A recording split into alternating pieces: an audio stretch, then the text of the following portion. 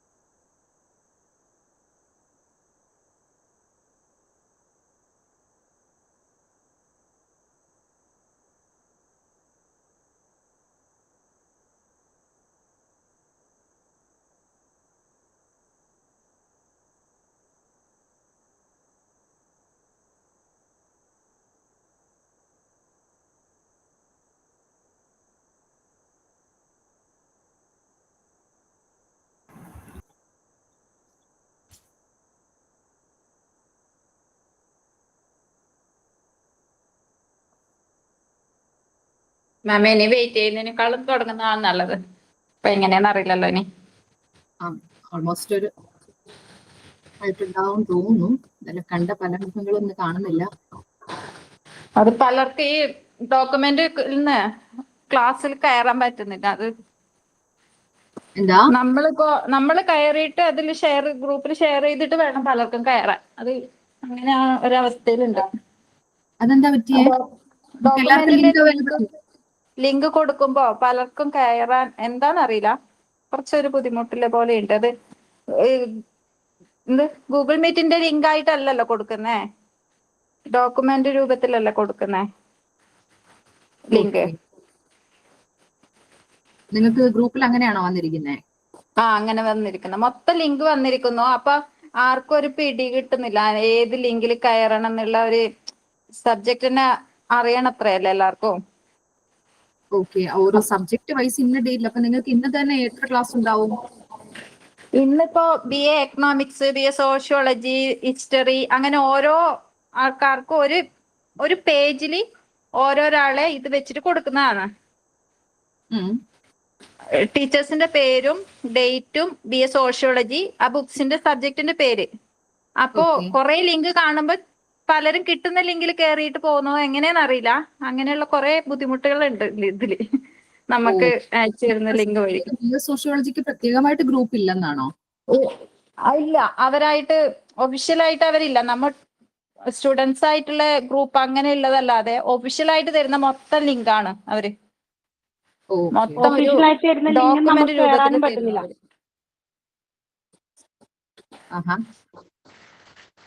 അതപ്പോ ഒന്ന് അഡ്രസ് ചെയ്യണമല്ലോ, അത് ഞാനൊന്ന് പറയാം. അതാണ് അധികം ഇപ്പോ ഇതിൽ കയറാൻ പറ്റാത്തത് പലർക്കും. ആർക്കും ഒരു ഐഡിയ ഇല്ലാത്ത അവസ്ഥയിലാണുള്ളത് ഇപ്പോഴും. അതെ, കൺഫ്യൂഷൻ ആവും ഏതാണ്. മാം ഇവിടെ ഇടിയും മഴയും ഉണ്ട്, പെട്ടെന്ന് ക്ലാസ് തുടങ്ങി അത്രയും നല്ലത്. ഓക്കെ ഓക്കെ, ഇന്ന് ഞാൻ കുറച്ചും കൂടി വേഗത്തില് പറഞ്ഞു പോകാം. കാരണം കഴിഞ്ഞ ദിവസം ഇവിടെയും പെട്ടെന്ന് എല്ലാം അങ്ങ് ഓഫ് ആയിപ്പോയി. ഇതാണ് ഇടയ്ക്ക് ബ്രേക്ക് ആയി പോയത്. ഇത് അഡ്മിൻ ഞാൻ തന്നെയാണ് അഡ്മിൻ. അപ്പോ എനിക്ക് വരുന്നവരെ ആഡ് ചെയ്യുകയും വേണം, ക്ലാസ് എടുക്കുകയും വേണം. അപ്പൊ അതിന്റെ ഒരു പ്രശ്നമുണ്ട്. ഇടയ്ക്ക് ചിലപ്പോൾ ഒരു ഗ്യാപ്പ് വരുമായിരിക്കും. ശ്രദ്ധ വിട്ടു.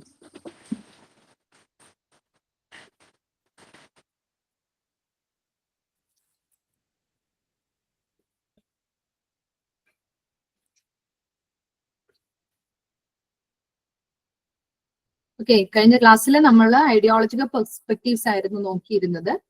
ഇന്ന് നമ്മൾ നോക്കാൻ പോകുന്നത് മൂന്നാമത്തെ ബ്ലോക്കാണ് കേട്ടോ.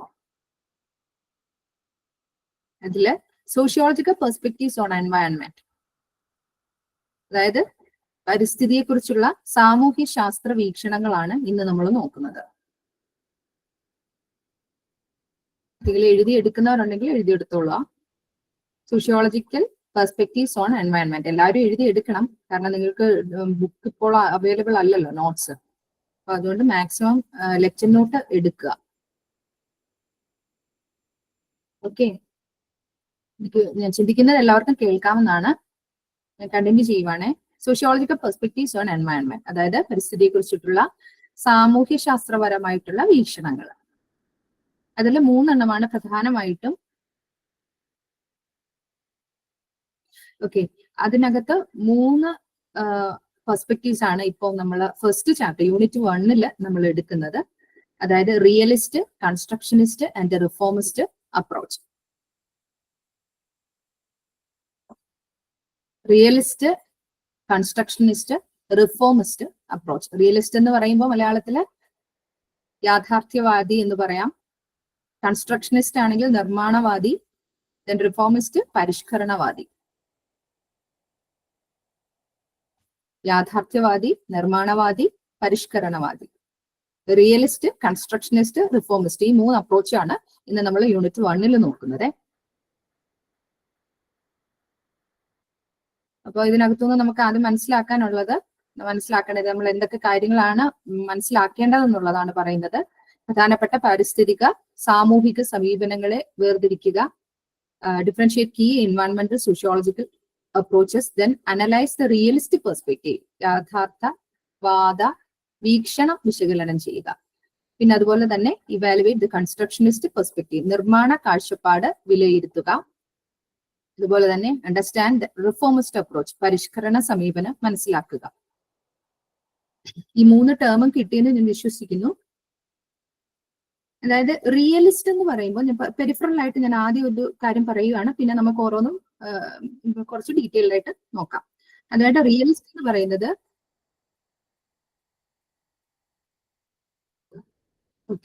Realist focuses on objective reality, അതായത് വസ്തുനിഷ്ഠമായ യാഥാർത്ഥ്യത്തിൽ ശ്രദ്ധ കേന്ദ്രീകരിക്കുകയാണ് റിയലിസ്റ്റ് ചെയ്യുന്നത്.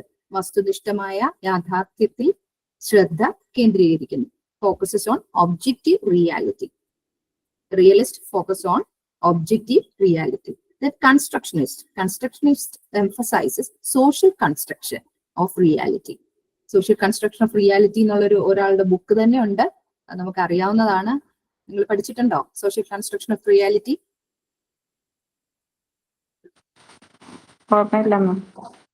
ഏതാ ഓർമ്മ കിട്ടുന്നില്ല, പഠിച്ചു.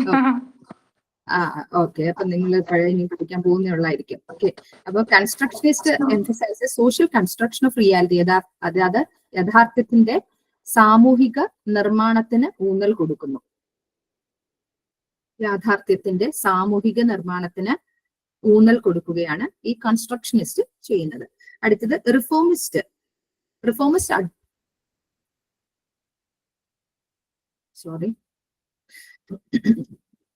Reformist advocates for change and reform within a system or society. reformist advocates for change and reform within a system or society.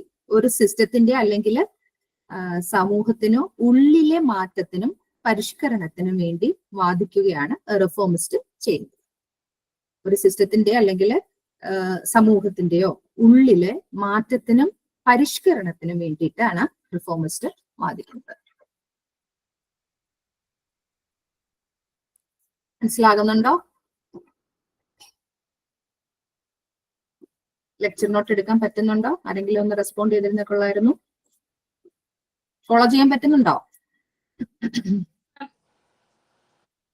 ഉണ്ട് മാഡം. പറ്റുന്നില്ല? Okay okay okay, thank you.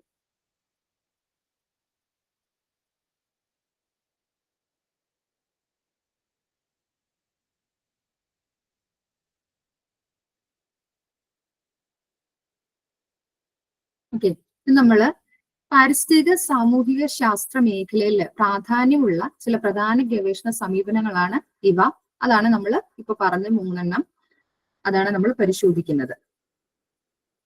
ഇനി പാരിസ്ഥിതിക പ്രശ്നങ്ങളെ കുറിച്ചുള്ള യാഥാർത്ഥ്യ ബോധവും നിർമ്മാണ കാഴ്ചപ്പാടുകളും തമ്മിലുള്ള വിഭജനവും അവ എങ്ങനെ ഉരുത്തിരിഞ്ഞു വന്നു എന്ന് നമുക്ക് നോക്കാം. അതായത് പരിസ്ഥിതി പ്രശ്നങ്ങളെ കുറിച്ച് ഒരുപാട് പ്രശ്നങ്ങൾ നേരിട്ടുകൊണ്ടിരിക്കുകയാണ്. അതിനെപ്പറ്റിയുള്ള യാഥാർത്ഥ്യ ബോധവും നിർമ്മാണ കാഴ്ചപ്പാടും, അതായത് റിയാലിറ്റി, അതുപോലെ റിയലിസ്റ്റ് അല്ലെങ്കിൽ കൺസ്ട്രക്ഷനിസ്റ്റ് പെർസ്പെക്റ്റീവ് തമ്മിലുള്ള വിഭജനവും അവ എങ്ങനെ ഉരുത്തിരിഞ്ഞു വന്നു എന്നുമാണ് നമ്മൾ നോക്കുന്നത്.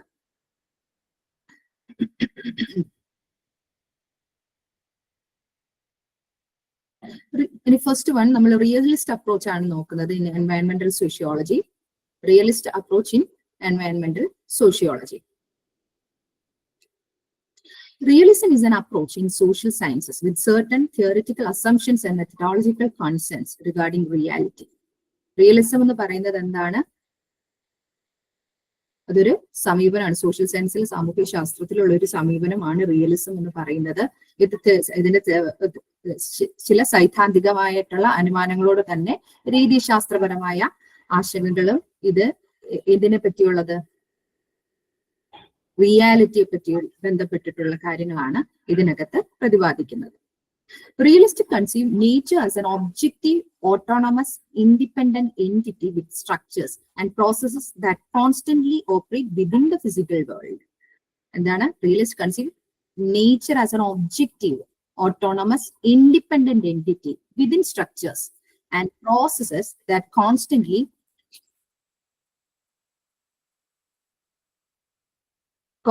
operate within the physical world. അതായത് ഭൗതിക ലോകത്തിനുള്ളിൽ നിരന്തരം പ്രവർത്തിക്കുന്ന ഘടനകളും പ്രക്രിയകളും ഉള്ള ഒരു വസ്തുനിഷ്ഠവും സ്വയം ഭരണാധികാരവും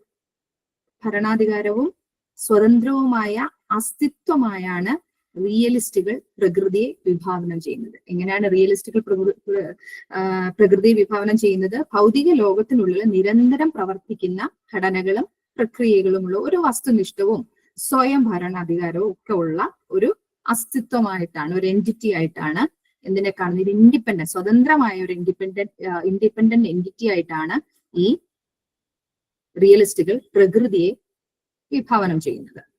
ഇനി നമ്മളത് പറഞ്ഞു. എന്നാ മലയാളമാണോ ഇംഗ്ലീഷാണോ? മലയാളത്തിൽ നമ്മൾ പറയുമ്പോൾ, അതായത് ഭൗതിക ലോകത്തിനുള്ളില് നമ്മൾ നിരന്തരം ഇങ്ങനെ പ്രവർത്തിച്ചു കൊണ്ടിരിക്കുന്ന ഘടനകളും അതുപോലെ തന്നെ പ്രക്രിയകളും ഒക്കെ ഉള്ള ഒരു വസ്തുനിഷ്ഠവും സ്വയം ഭരണാധികാരവും അതുപോലെ തന്നെ സ്വതന്ത്രവുമായ അസ്തിത്വം ആണ് ആയിട്ടാണ് പ്രകൃതിയെ റിയലിസ്റ്റുകൾ വിഭാവനം ചെയ്യുന്നത്. Okay, nature as an objective, റിയലിസ്റ്റുകൾ പറയുന്നത് nature as an objective, autonomous, independent entity with structures, സ്ട്രക്ചറോട് കൂടി ഘടനകളോട് കൂടിയതാണ്. And processes that constantly operate within the physical world. ഭൗതിക ലോകത്തിനുള്ളിൽ നിരന്തരം പ്രവർത്തിച്ചു കൊണ്ടിരിക്കുന്നതും കൂടിയാണ്. ഇത് വസ്തുനിഷ്ഠമായ ലോകം യാഥാർത്ഥ്യവും സ്വതന്ത്രവുമാണ്. എന്നാൽ അവ ആത്മനിഷ്ഠമായ ആശയ സംവിധാനങ്ങളിലൂടെയും സാമൂഹിക വ്യവസ്ഥിതിയായ ശാസ്ത്രീയ രീതികളിലൂടെയുമാണ് പ്രവർത്തിക്കുന്നത്. The objective world is real and independent of our categorization, but filtered through subjective conceptual systems and scientific methods that are socially conditioned. അതായത് വസ്തുനിഷ്ഠമായ ലോകം എന്ന് പറയുന്നത് യാഥാർത്ഥ്യവും സ്വതന്ത്രവുമാണ്. എന്നാൽ അവ ആത്മനിഷ്ഠമായ ആശയ സംവിധാനങ്ങളിലൂടെയും സാമൂഹിക വ്യവസ്ഥിതിയായ ശാസ്ത്രീയ രീതിയിലൂടെയുമാണ് അടിച്ചെടുക്കുന്നത്. ഓക്കെ, ഇനി റിയലിസത്തിന്റെ പ്രധാന സവിശേഷതകളിൽ ഒന്നെന്ന് പറയുന്നത് ലോകം അതിന്റെ എല്ലാ ഘടനകളും സംഭവങ്ങളും പ്രതിഭാസങ്ങളും ഉള്ളത് മനുഷ്യന്റെ അനുഭവം അല്ലെങ്കിൽ അവബോധം, അതിനെക്കുറിച്ചുള്ള ധാരണകള് എന്നിവയിൽ നിന്നും സ്വതന്ത്രമായി നിലനിൽക്കുന്നുവെന്ന അനുമാനവുമാണ്. ഓക്കെ, നിങ്ങൾക്ക് മനസ്സിലാവുന്നുണ്ടോ? One of the major characteristics of realism is the assumption that the world, ലോകത്തെ കുറിച്ചിട്ടുള്ള ഒരു അനുമാനമാണ്.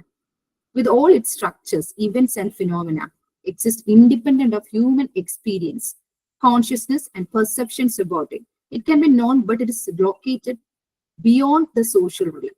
ഇത് ലൊക്കേറ്റ് ചെയ്യുന്നത് ഒരു സോഷ്യൽ റിലത്തിന്റെ സാമൂഹിക തലത്തിനുമൊക്കെ അപ്പുറമാണ്.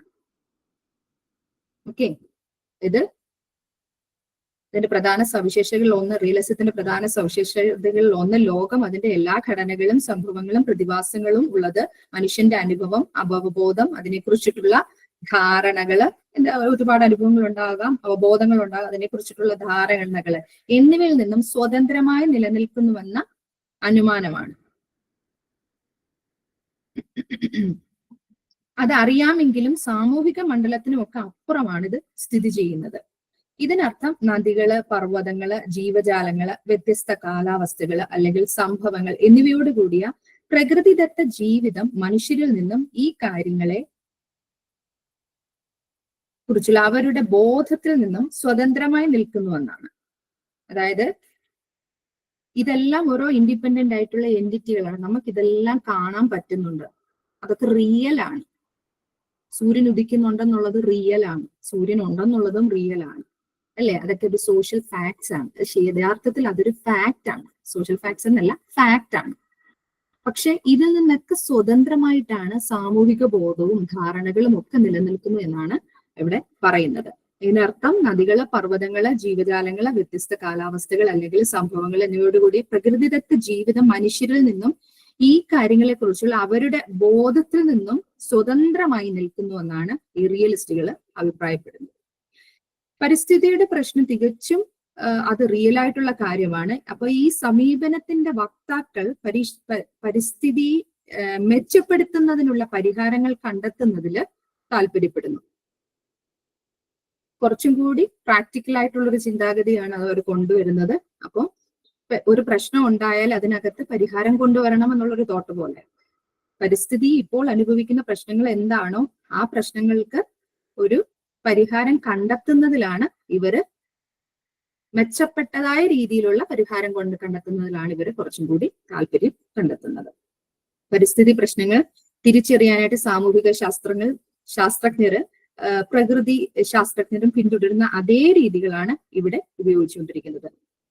ഈ സാമൂഹിക ശാസ്ത്രജ്ഞർ, സോഷ്യോളജിസ്റ്റുകള് ഇവിടെ ഉപയോഗിക്കുന്നത് ഇതിനകത്ത് ശരിക്കും പറഞ്ഞു കഴിഞ്ഞാൽ പ്രകൃതി ശാസ്ത്രജ്ഞർ, മറ്റ് സയൻസിലുള്ള അവര് സയന്റിസ്റ്റുകൾ ഉപയോഗിക്കുന്ന അതേ രീതികളാണ് ഇവിടെ അവര് ഉപയോഗിക്കുന്നത്.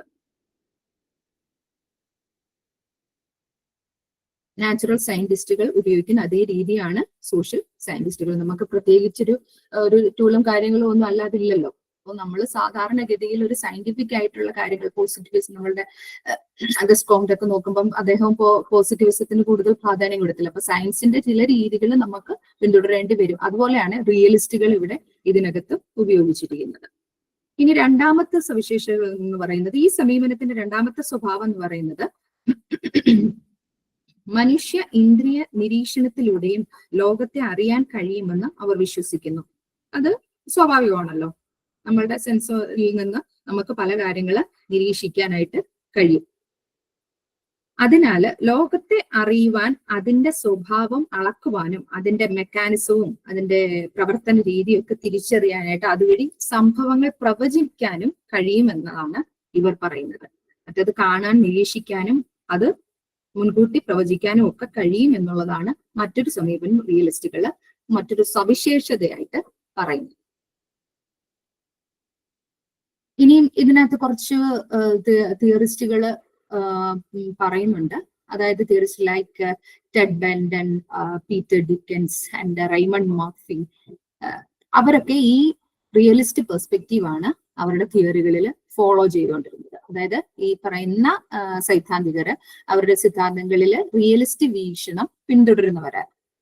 ആരൊക്കെയാണ്? Ted Benton, Peter Dickens, Raymond Murphy. പേര് കിട്ടിയോ? Ted Benton, Peter Dickens, Raymond Murphy. പേര് കിട്ടിക്കാണുമെന്ന് ഞാൻ വിശ്വസിക്കുന്നു. ഇനിയും മർഫിയുടെ വീക്ഷണത്തില് ലാസ്റ്റത്തെ പേരൊന്ന് പറയുന്നു. ഏതാണ് ലാസ്റ്റ് പറഞ്ഞത്? റെയ്മണ്ട് എന്നൊക്കെ പറഞ്ഞൊരു ക്ലോത്തിന്റെ ബ്രാൻഡില്ലേ, Raymond, RAY, Raymond Murphy, MURPHY ആണ്. MURPHY. ഞാൻ ഒന്നുകൂടെ തിയറിസ്റ്റിന്റെ എല്ലാ സ്പെല്ലിംഗ് പറയാം, അപ്പൊ നിങ്ങൾക്ക് കുറച്ചുകൂടെ മനസ്സിലാവാൻ തോന്നുന്നു. തിയറിസ്റ്റ് പറയുന്നത് Ted Benton. Ted Benton TED Benton, BENTON.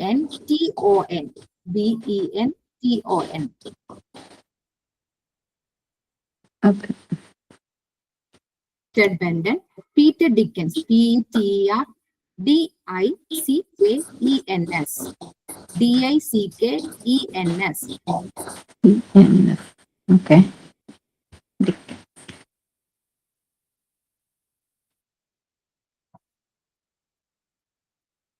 Then Raymond Murphy. Raymond Murphy മനസ്സിലാക്കാണ്, RAYMOND MURPHY. ഓക്കെ. അപ്പം ഈ മർഫിയുടെ വീക്ഷണത്തില് പ്രകൃതിക്ക് അതിൻ്റെതായ പ്രവർത്തന ശേഷിയും അസ്തിത്വത്തിന്റെ അളവും ഉണ്ട്. അത് മനുഷ്യലോകവുമായി പ്രത്യക്ഷമായും ഇടപഴകുന്നുണ്ടെന്നാണ് റെയ്മണ്ട് മർഫി പറയുന്നത്. മർഫിയുടെ വ്യൂ അനുസരിച്ച് nature has its own functioning capacity and dimension of existence.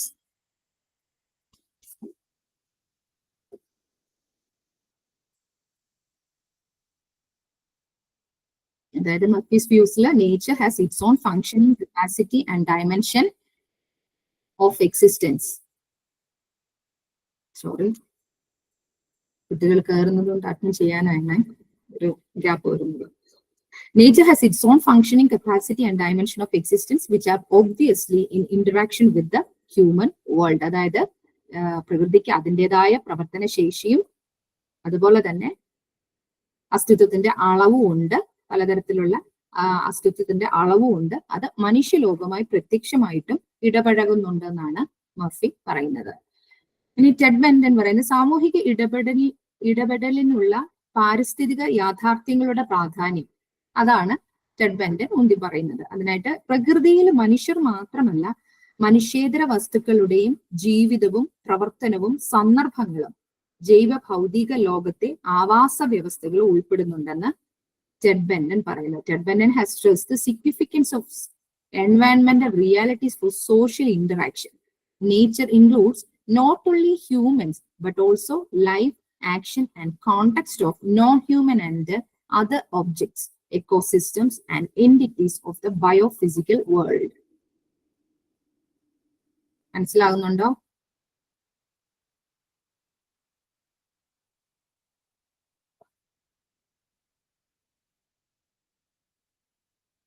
സാമൂഹിക ഇടപെടലിനുള്ള പരിസ്ഥിതിയുടെ പ്രാധാന്യത്തെ പറ്റി ടെഡ് ബെൻഡൻ പറയുന്നു. അതിന് പ്രകൃതിയിലെ മനുഷ്യർ മാത്രമല്ല മനുഷ്യേതര വസ്തുക്കളും ജീവിതവും പ്രവർത്തനവും സന്ദർഭങ്ങളും ജൈവ ഭൗതിക ലോകത്തെ ആവാസ വ്യവസ്ഥകളും ഉൾപ്പെടുന്നു എന്നുള്ളതാണ് ടെഡ് ബെൻഡൻ പറയുന്നത്. ഇനി അടുത്തത് പീറ്റർ ഡിക്കൻസിന്റെ അഭിപ്രായത്തില് പാരിസ്ഥിതിക പ്രശ്നങ്ങൾ കേവലം പരിസ്ഥിതി പ്രവർത്തകരെ അല്ലെങ്കിൽ പണ്ഡിതന്മാരോ പരിസ്ഥിതി പ്രവർത്തകരോ പണ്ഡിതന്മാരോ ഉണ്ടാക്കിയ നിർമ്മിതികളല്ല, ആണവ റിയാക്ടറുകളുടെയും ഭീഷണിയോ അണുബോംബുകളുടെയോ ആഘാതമോ ആ സ്ഥലം എവിടെ ആയിരുന്നാലും യാഥാർത്ഥ്യമാണ്. ഇപ്പം അത് എവിടെ ഉണ്ടെങ്കിൽ അത് യാഥാർത്ഥ്യമാണ്. അതുകൊണ്ട് വ്യക്തികളല്ല കാരണം എന്നുള്ളതാണ് ഡിക്കൻസ് പറയുന്നത്. ഇനി ഈ റിയലിസ്റ്റ് സമീപനത്തെ കുറിച്ച് നിരവധി വിമർശനങ്ങൾ നിലനിൽക്കുന്നുണ്ട്, ക്രിറ്റിസിസംസ്. അത് ആളുകൾ പ്രകൃതി ലോകത്തെ മനസ്സിലാക്കുകയും വ്യാഖ്യാനിക്കുകയും ചെയ്യുന്നത് സാംസ്കാരിക വശങ്ങളെ യാഥാർത്ഥ്യവാദികൾ അവഗണിക്കുന്നുണ്ട്. ആളുകൾ പ്രകൃതി ലോകത്തെ മനസ്സിലാക്കുകയും വ്യാഖ്യാനിക്കുകയും ചെയ്യുന്ന സാംസ്കാരിക വശങ്ങളെ യാഥാർത്ഥ്യവാദികൾ അവഗണിക്കുന്നു എന്നുള്ളൊരു ക്രിറ്റിസിസം ഈ റിയലിസ്റ്റ് സമീപനത്തെ കുറിച്ച് പറയുന്നുണ്ട്. അതായത് കൾച്ചറൽ ആയിട്ടുള്ള ആ ഒരു ഇതിനെ അവർ എതിർക്കുകയാണ്. കൾച്ചറൽ ആസ്പെക്ട്സ് ഓഫ് റിയാലിറ്റി ശരിക്കും പറഞ്ഞാൽ അവർ എതിർക്കുന്നുണ്ടെന്നാണ്, റിയലിസ്റ്റുകൾ എതിർക്കുന്നുണ്ടെന്നാണ് പറയുന്നത്. എന്നാൽ അടുത്തത് പറയുന്നത് ജീവശാസ്ത്രപരവും ഭൗതികവുമായ പക്ഷപാത കാരണം റിയലിസ്റ്റുകൾ സാമൂഹിക പ്രക്രിയകളിൽ ശ്രദ്ധ ചെലുത്തുന്നില്ലെന്ന് ചിലർ വിമർശിക്കുന്നുണ്ട്.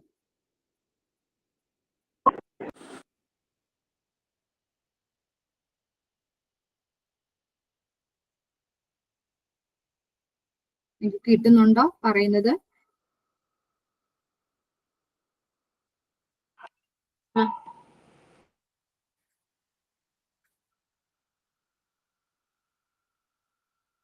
ഇനി അടുത്തത് അഭിനേതാക്കൾ.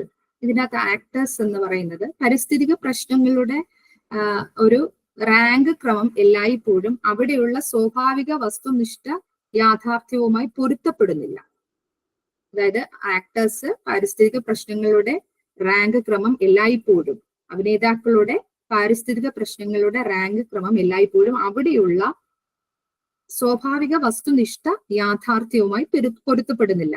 അത് മാത്രമല്ല, സങ്കീർണമായ സാമൂഹിക സാംസ്കാരിക വ്യവഹാരങ്ങളും രാഷ്ട്രീയ അജണ്ട ക്രമീകരണവും കൊണ്ട് രൂപപ്പെടുത്തുന്ന എന്നാണ് മറ്റൊരു വിമർശനം അവർ പറയുന്നത്. അനദർ ക്രിറ്റിസിസം പറയുന്നത് that rank ordering of environment problems by actors do not always correspond to the natural objective reality out there, but also get framed by complex social discourses and political agenda setting. മനസ്സിലാവുന്നുണ്ടോ?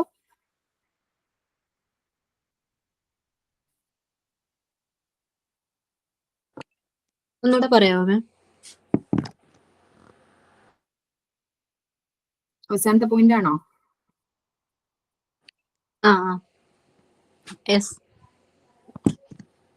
അതായത് മറ്റൊരു criticism ആണ് അത് പറയുന്നത്, the rank ordering of എൻവയൺമെന്റൽ problems. ഈ പാരിസ്ഥിതിക പ്രശ്നങ്ങളുടെ ഒരു ക്രമമുണ്ട്, അത് എല്ലായ്പ്പോഴും അവിടെയുള്ള സ്വാഭാവിക വസ്തുനിഷ്ഠ യാഥാർത്ഥ്യമായി പൊരുത്തപ്പെടുന്നില്ല. To the natural objective reality out there, but also gets framed by complex social cultural discourses and political agenda setting.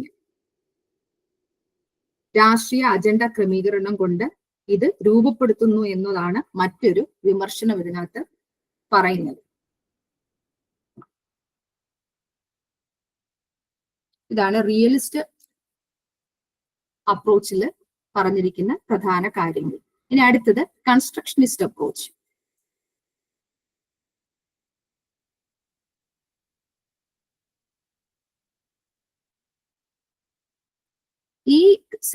ഇതൊരു രണ്ടാമത്തെ അപ്രോച്ചാണ്. ഇത് ശരിക്കും പറഞ്ഞു കഴിഞ്ഞാല് റിയലിസത്തെ ഒപ്പോസ് ചെയ്യുകയാണ് ചെയ്യുന്നത്. ശരിക്കും റിയലിസം എന്ന് പറഞ്ഞ പ്രാക്ടിക്കൽ ആയിട്ടുള്ള ഒരു കാര്യമാണ്. ഇതിനെ ശരിക്കും ഒപ്പോസ് ചെയ്യുവാണ് കൺസ്ട്രക്ഷനിസ്റ്റ് അപ്രോച്ച് എന്ന് പറയുന്നത്. സാമൂഹ്യശാസ്ത്രപരമായി കൂടുതലും ഇതിനകത്ത് കൺസ്ട്രക്ഷനിസ്റ്റ് അപ്രോച്ചിനായിട്ടാണ് കുറച്ചുകൂടി ഒരു ബന്ധം നിലനിൽക്കുന്നത്. ഇത് one of the popular approach ആണ് ഇന്ന് സോഷ്യൽ സയൻസിൽ. The proponents of this approach mainly deny the existence of an external objective reality. ഈ സമീപനത്തിന്റെ വക്താക്കൾ പ്രധാനമായ ഒരു ബാഹ്യ വസ്തുനിഷ്ഠമായ യാഥാർത്ഥ്യത്തിന്റെ അസ്തിത്വത്തെ നിഷേധിക്കുകയാണ് ചെയ്യുന്നത്. പുറമേ ഉള്ള ചില യാഥാർത്ഥ്യത്തിന്റെ അസ്തിത്വത്തെ അവരെ നിഷേധിക്കുകയാണ് ഈ ഒരു കൺസ്ട്രക്ഷനിസ്റ്റ് അപ്രോച്ച് ചെയ്യുന്നത്.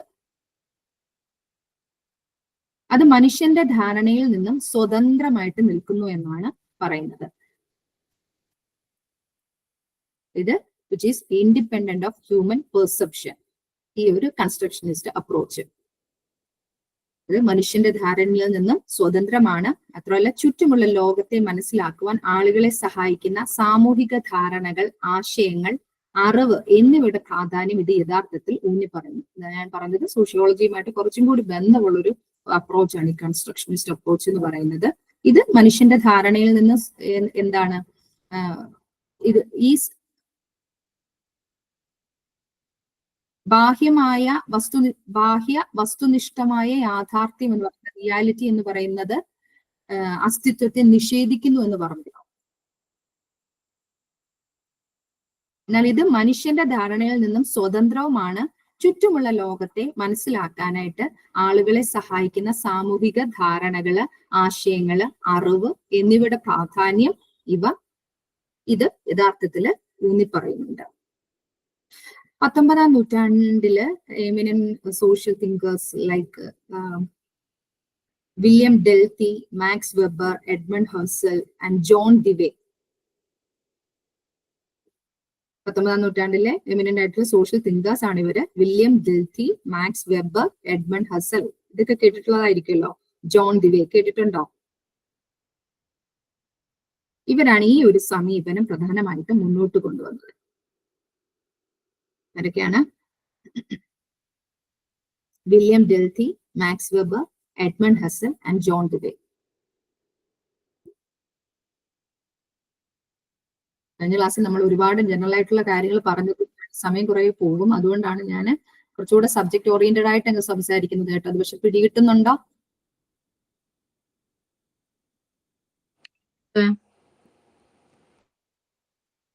ഓക്കെ ആണല്ലോ അല്ലേ?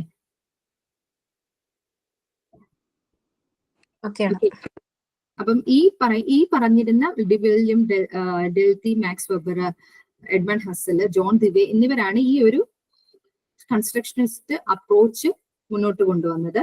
ഇവയെ പൊതുവെ വ്യാഖ്യാന സമീപനം എന്നാണ് വിളിച്ചിരുന്നത്. ഇന്റർപ്രിറ്റേറ്റീവ് അപ്രോച്ച് എന്നും കൂടി ഇതിനെ പറയുന്നുണ്ടായിരുന്നു. ഈ ഒരു സമീപനത്തെ കുറച്ചും കൂടി ആൾക്കാർക്ക് മനസ്സിലാകാൻ പറ്റുന്ന ഒരു കാര്യം കൂടിയാണ് ഈ കൺസ്ട്രക്ഷനിസ്റ്റ് അപ്രോച്ച് എന്ന് പറയുന്നത്. അതായത് റിയലിസത്തിൽ നിന്നും ഇതിനുള്ള പ്രധാന വ്യത്യാസം എന്ന് പറയുന്നത് ഒരു പ്രശ്നം മനസ്സിലാക്കുവാൻ മനുഷ്യരെ രൂപപ്പെടുത്തുന്ന മാനുഷിക സന്ദർഭങ്ങൾ, അവരുടെ സാമൂഹിക ഉത്ഭവം, വ്യവസ്ഥ, താല്പര്യങ്ങള്, സാമൂഹികവൽക്കരണം എന്നിവ മനസ്സിലാക്കുന്നതിന് ഇത് കുറച്ചും കൂടി ഊന്നല് കൊടുക്കുന്നുണ്ട്. എന്താണ്?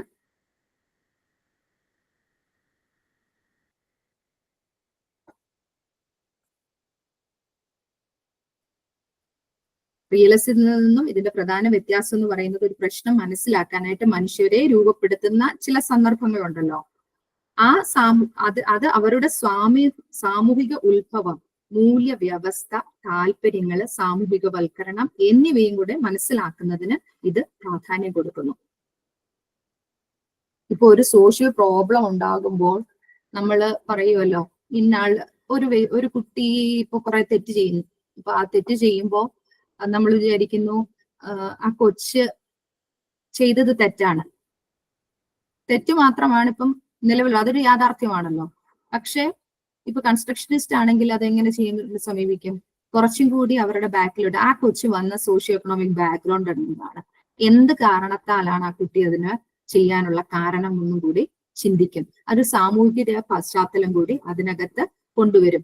അപ്പൊ മാത്രം ആ സോഷ്യോളജിക്കൽ ഇമാജിനേഷൻ കൂടി വരുമ്പോൾ മാത്രമേ എന്ത് സാധ്യമാകത്തുള്ളൂ. എന്തുകൊണ്ട് ആ കുട്ടി അതങ്ങനെ വന്നു? വീട്ടിലൊരു പക്ഷേ ആൽക്കഹോളിക് ആയിട്ടുള്ള പേരന്റ് ഉണ്ടാവാം, അല്ലെങ്കിൽ സെപ്പറേറ്റഡ് ആയിട്ടുള്ള പേരൻസോ അങ്ങനെയുള്ളതും ഉണ്ടാവാം. അങ്ങനെ പല കാരണങ്ങൾ, സാമ്പത്തികമായിട്ടുള്ള ബുദ്ധിമുട്ടുകൾ ഉള്ളതും ഉണ്ടാവാം. ഇങ്ങനെ പല കാര്യങ്ങൾ ഉണ്ടാകാം എന്ന് അനുമാനിക്കാനായിട്ട് പറ്റും. അപ്പൊ അത് സാമൂഹ്യപരമായിട്ടുള്ള ചില കാര്യങ്ങളും കൂടി ബാഹ്യമായി അതിനെ സപ്പോർട്ട് ചെയ്യുന്ന മറ്റു കാര്യങ്ങളും കൂടി ചിന്തിക്കുമ്പോഴാണ് മനസ്സിലാക്കാൻ സാധിക്കുന്നത് എന്തുകൊണ്ടാണ് ഈ കാര്യം എന്ന് മനസ്സിലാക്കണം. അത് എത്തരം കാര്യങ്ങൾക്കും കൂടിയാണ് ഇത് ഊന്നൽ കൊടുക്കുന്നത്. ഇതൊരു എക്സാമ്പിൾ ആണ് ഞാൻ പറഞ്ഞത്. ഇനി കൺസ്ട്രക്ഷനിസത്തിന്റെ വക്താക്കൾ വിശ്വസിക്കുന്നത് ശരിക്കും പരിസ്ഥിതി ഒരു സാമൂഹിക സാംസ്കാരിക പശ്ചാത്തലത്തിൽ സാമൂഹികമായി നിർമ്മിച്ചതാണെന്നാണ്. സാമൂഹിക സാംസ്കാരിക പശ്ചാത്തലത്തിൽ സാമൂഹികമായി നിർമ്മിച്ചതാണെന്നാണ് കൺസ്ട്രക്ഷനിസത്തിന്റെ വക്താക്കള് ഇതിനെ പറയുന്നത്. The proponents of constructionism believe that environment is socially constructed. എന്താണ്? പരിസ്ഥിതി ഒരു സാമൂഹിക സാംസ്കാരിക പശ്ചാത്തലത്തിൽ സാമൂഹികമായി നിർമ്മിച്ചതാണ്. Environment is socially constructed in a given social cultural context rather than granted. അല്ലെ? സാമൂഹിക സാംസ്കാരിക പശ്ചാത്തലത്തില് നിർമ്മിച്ചെടുത്തിരിക്കുന്നതാണ്, സാമൂഹികമായി നിർമ്മിച്ചെടുത്തിരിക്കുന്നതാണ് എന്ത്? പരിസ്ഥിതി എന്ന് പറയുന്നതാണ് കൺസ്ട്രക്ഷനിസം പറയുന്നത്. ഒരു പ്രധാന പോയിന്റ് ആണ്. Proponents of constructionism believe that environment is socially constructed in a given social cultural context. അതുപോലെ constructionist approach believes that environmental realities are deeply shaped by historical practices, political interest, and cultural perceptions. They believe that environmental realities are deeply shaped by historical practices, political interest and cultural perceptions.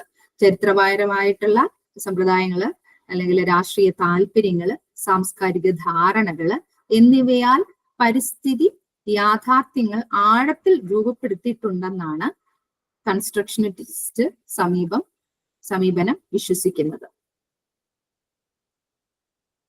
എങ്ങനെയാണ് ആഴത്തിൽ രൂപപ്പെടുത്തിയിരിക്കുന്നത്? Historical പ്രാക്ടീസിലൂടെയും political interest, cultural perceptions എന്നീ യാഥാർത്ഥ്യങ്ങൾ ആഴത്തിൽ, ഈ പരിസ്ഥിതി യാഥാർത്ഥ്യങ്ങൾ ആഴത്തിൽ രൂപപ്പെടുത്തിയിട്ടുണ്ടെന്നാണ് കൺസ്ട്രക്ഷനിസ്റ്റ് സമീപനം വിശ്വസിക്കുന്നത്. പിടികിട്ടിയോ? That approach believes that environmental realities, പരിസ്ഥിതി യാഥാർത്ഥ്യങ്ങൾ, are deeply shaped. എന്തിനാല്? Historical practices, political interest and cultural perceptions. ഏതെങ്കിലും ഒരു ഇപ്പം സംഭവം ഇന്ന ഉണ്ട് എന്ന് മാത്രമല്ല, അതിനുള്ള ബാഹ്യമായ ചില കാര്യങ്ങളും കൂടി അവർ പരിശോധിക്കുന്നു. ഇനി ബെർണിംഗ്ഹാം ആൻഡ് കൂപ്പർ എന്ന് പറഞ്ഞ തിയറിസ്റ്റുകളാണ് highlights the two key positions the social constructionists take while dealing with environmental issues. രണ്ട് കാര്യം ചെയ്യുമ്പോൾ, അതായത് ബെർണിംഗ്ഹാമും കൂപ്പർ എന്ന് പറയുന്ന അവർ പറയുന്നത് പാരിസ്ഥിതിക പ്രശ്നങ്ങൾ കൈകാര്യം ചെയ്യുമ്പോൾ സാമൂഹിക നിർമ്മാതാക്കള് സ്വീകരിക്കുന്ന രണ്ട് പ്രധാന നിലപാടുകൾ. ഒരു പ്രശ്നങ്ങളെ കൈകാര്യം ചെയ്യുമ്പോൾ ഈ സോഷ്യൽ കൺസ്ട്രക്ഷനിസ്റ്റുകള് സ്വീകരിക്കുന്ന രണ്ട് പ്രധാന നിലപാടുകൾ, പാരിസ്ഥിതികമായിട്ടുള്ള പ്രശ്നങ്ങൾ തന്നെ ഉണ്ടാകുമ്പോൾ അവർ സ്വീകരിക്കുന്ന പ്രധാന രണ്ട് നിലപാടുകളെ പറ്റിയാണ് പറയുന്നത്. ഒന്ന്, while engaging in social research, sociologists will draw attention to the human mistreatment of the environment. ശരിയാണ്. ഒരു സോഷ്യൽ റിസർച്ച് കണ്ടക്ട് ചെയ്യുമ്പോൾ സോഷ്യോളജിസ്റ്റുകൾ പ്രധാനമായിട്ടും കാണുന്നത് എന്തുവാണ്? എൻവയൺമെന്റൽ അതിനെ മിസ്ട്രീറ്റ് ചെയ്തത് കാരണം, ഹ്യൂമൻ മിസ്ട്രീറ്റ്മെന്റ്, മനുഷ്യന്റെ ഇടപെടലുകൾ മൂലം സംഭവിച്ചിരിക്കുന്ന, പ്രകൃതിക്കുണ്ടായിരിക്കുന്ന കാരണങ്ങളെ പറ്റി ആയിരിക്കാം സ്വാഭാവികമായിട്ടും അവർ ചിന്തിക്കുന്നത്. സാമൂഹിക ഗവേഷണത്തിൽ ഏർപ്പെടുമ്പോൾ സാമൂഹിക ശാസ്ത്രജ്ഞർ പരിസ്ഥിതിയോടുള്ള മനുഷ്യരുടെ മോശം പെരുമാറ്റത്തിലേക്ക് ശ്രദ്ധ ആകർഷിക്കും. അതൊരു കോമൺ ആയിട്ടുള്ള കാര്യം. സോഷ്യൽ ഇഷ്യൂസ് എന്ന് പറയുമ്പോൾ അത് ചിന്തിക്കും പരിസ്ഥിതിയുമായി ബന്ധപ്പെടുത്തിയാകുമ്പോൾ. ഇനി രണ്ടാമത്തെ കാര്യം, argues that instead of being neutral in their normative orientation, social constructionists actively take the views of local people or community in their issues. എന്താണ്? സാമൂഹിക നിർമ്മിതികൾ അവരുടെ മാനദണ്ഡങ്ങളിൽ നിഷ്പക്ഷത പുലർത്തുന്നതിന് പകരം പ്രാദേശിക ജനങ്ങളുടെയോ സമൂഹത്തിന്റെയോ വീക്ഷണങ്ങൾ സജീവമായി എടുക്കുന്നുവെന്ന് അവർ വാദിക്കുന്നു.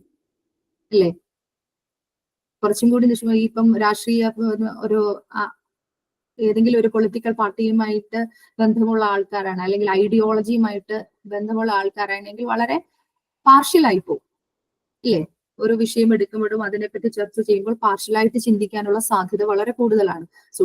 സോഷ്യോളജിസ്റ്റുകൾ അത്തരം അങ്ങനെ അനുഭാവമുള്ള ഏതെങ്കിലും ഐഡിയോളജിയുമായിട്ട് അനുഭാവമുള്ളവരാണെങ്കിൽ പാർഷ്യലായിട്ട് ചിലപ്പോൾ ഇതിനെ അപ്രോച്ച് ചെയ്യാനുള്ള സാധ്യതകളുണ്ട്. പക്ഷെ ഒരു റിസർച്ച് കണ്ടക്ട് ചെയ്യുമ്പോൾ, ചിന്തിക്കുമ്പോൾ ഒരു കാരണവശാലും നമ്മളുടെ പ്രയോറി നോളജ് പോലും, നമ്മൾ അതിനു മുൻപ് നമുക്ക് ആ വിഷയത്തെ പറ്റി എന്ത് ധാരണയുണ്ടോ അതുപോലും നമ്മുടെ മുന്നിൽ വെച്ചുകൊണ്ടായിരിക്കരുത് സമീപിക്കുന്നത്. പ്യുവർ ആയിട്ട് നമുക്ക് ആ വിഷയത്തെ പറ്റി മനസ്സിലാക്കണം എന്നുണ്ടെങ്കിൽ പുതിയതായിട്ട് അതിൽ നിന്ന് കണ്ടെത്തുകയാണ് വേണ്ടത്, ബയാസ്ഡ് ആകാൻ. അതായത് സാമൂഹിക നിർമ്മിതികൾ അവരുടെ മാനദണ്ഡങ്ങളിൽ നിഷ്പക്ഷത പുലർത്തുന്നതിന് പകരം പ്രാദേശിക ജനങ്ങളുടെയോ സമൂഹത്തിന്റെയോ വീക്ഷണങ്ങൾ സജീവമായി എടുക്കുന്നുവെന്ന് ഈ ഒരു ഇതിനകത്ത് വാദിക്കുന്നുണ്ട്.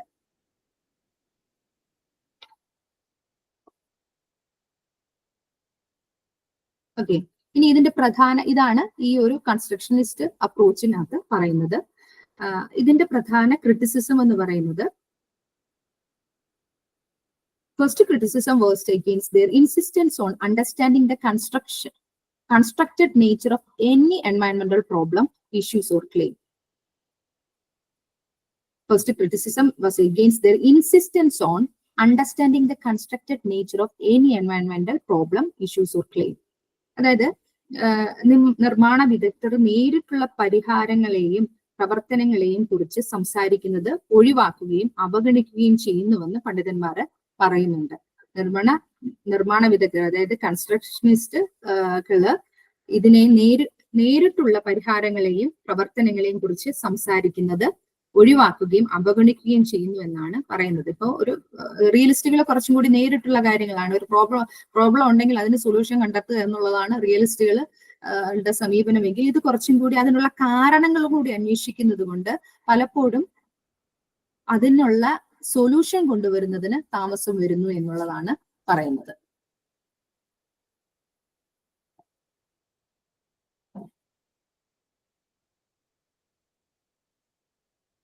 ആദ്യം സ്ക്രീനിനകത്തൊരു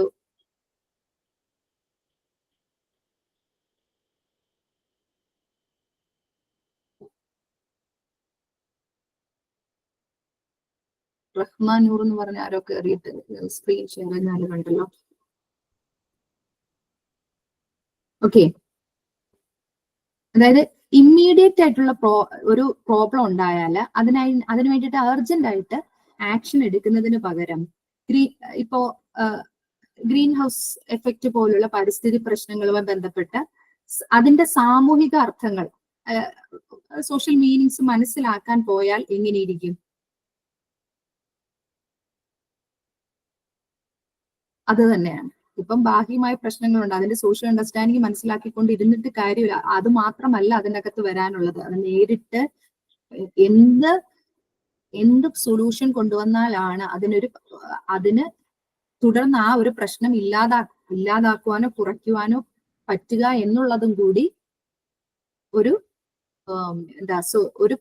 പ്രോബ്ലം സോൾവിങ് അപ്രോച്ചും കൂടി ഇതിനകത്ത് കൊണ്ടുവരണം എന്നുള്ളതാണ് ഇതിനെ പറ്റിയുള്ള ഒരു ക്രിറ്റിസിസം പറയുന്നത്. ഇനി അടുത്തത് റിലേറ്റിവിസം അഥവാ ആപേക്ഷിതവാദം എന്നും കൂടെ പറയും.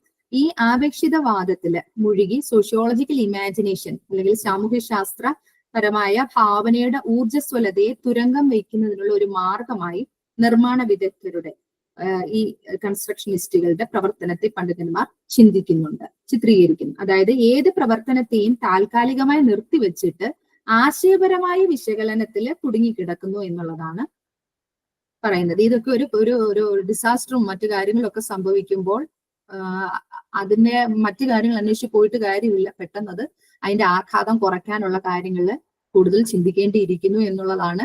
അല്ലാതെ അതിന്റെ റീസണും കണ്ടുപിടിച്ച് പോകാനല്ല, പെട്ടെന്ന് ഇമ്മീഡിയറ്റ് ആയിട്ട് എന്താണ് ഒരാള് മറിഞ്ഞു വീണ് കഴിഞ്ഞാൽ പെട്ടെന്ന് അദ്ദേഹത്തെ എണ്ണീപ്പിക്കുക, എന്നാൽ അദ്ദേഹം എന്താണ് വീഴാൻ കാരണം എന്നുള്ള ആലോചിച്ച് വിട്ട് പോകുന്നതാണോ എളുപ്പം, വീണ ആളെ പൊക്കിയെടുക്കുന്നതാണോ എളുപ്പം? അപ്പം ആ ഒരു വ്യത്യാസമാണ് ഇതിനകത്ത് പറയുന്നത്. പ്രകൃതിയും യാഥാർത്ഥ്യവും കേവലം അടുത്തതാണ് പറയുന്നത്, പ്രകൃതിയും യാഥാർത്ഥ്യവും കേവലം മാനസിക നിർമ്മിതികൾ മാത്രമാണെന്ന് ഈ ഒരു കൺസ്ട്രക്ഷനിസ്റ്റ് അഭിപ്രായപ്പെടുന്നുണ്ട്. പ്രകൃതിയും യാഥാർത്ഥ്യം കേവലം ഒരു മാനസിക നിർമ്മിതികളാണെന്നാണ് പറയുന്നത്. മെന്റൽ കൺസ്ട്രക്റ്റ് ആയിട്ടാണ് ഇത് ഈ കൺസ്ട്രക്ഷനിസ്റ്റ് പറയുന്നത്, നേച്ചറിനെയും റിയാലിറ്റിയെ പറ്റി.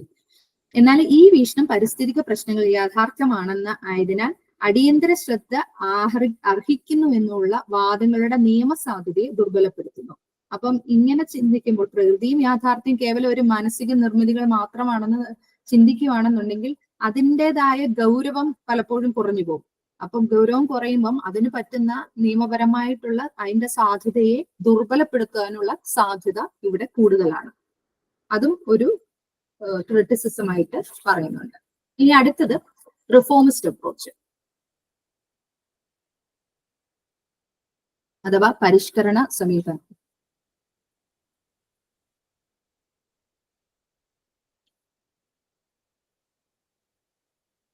ഈ റിഫോമിസ്റ്റ് അപ്രോച്ചിനകത്ത് പറയുന്നത്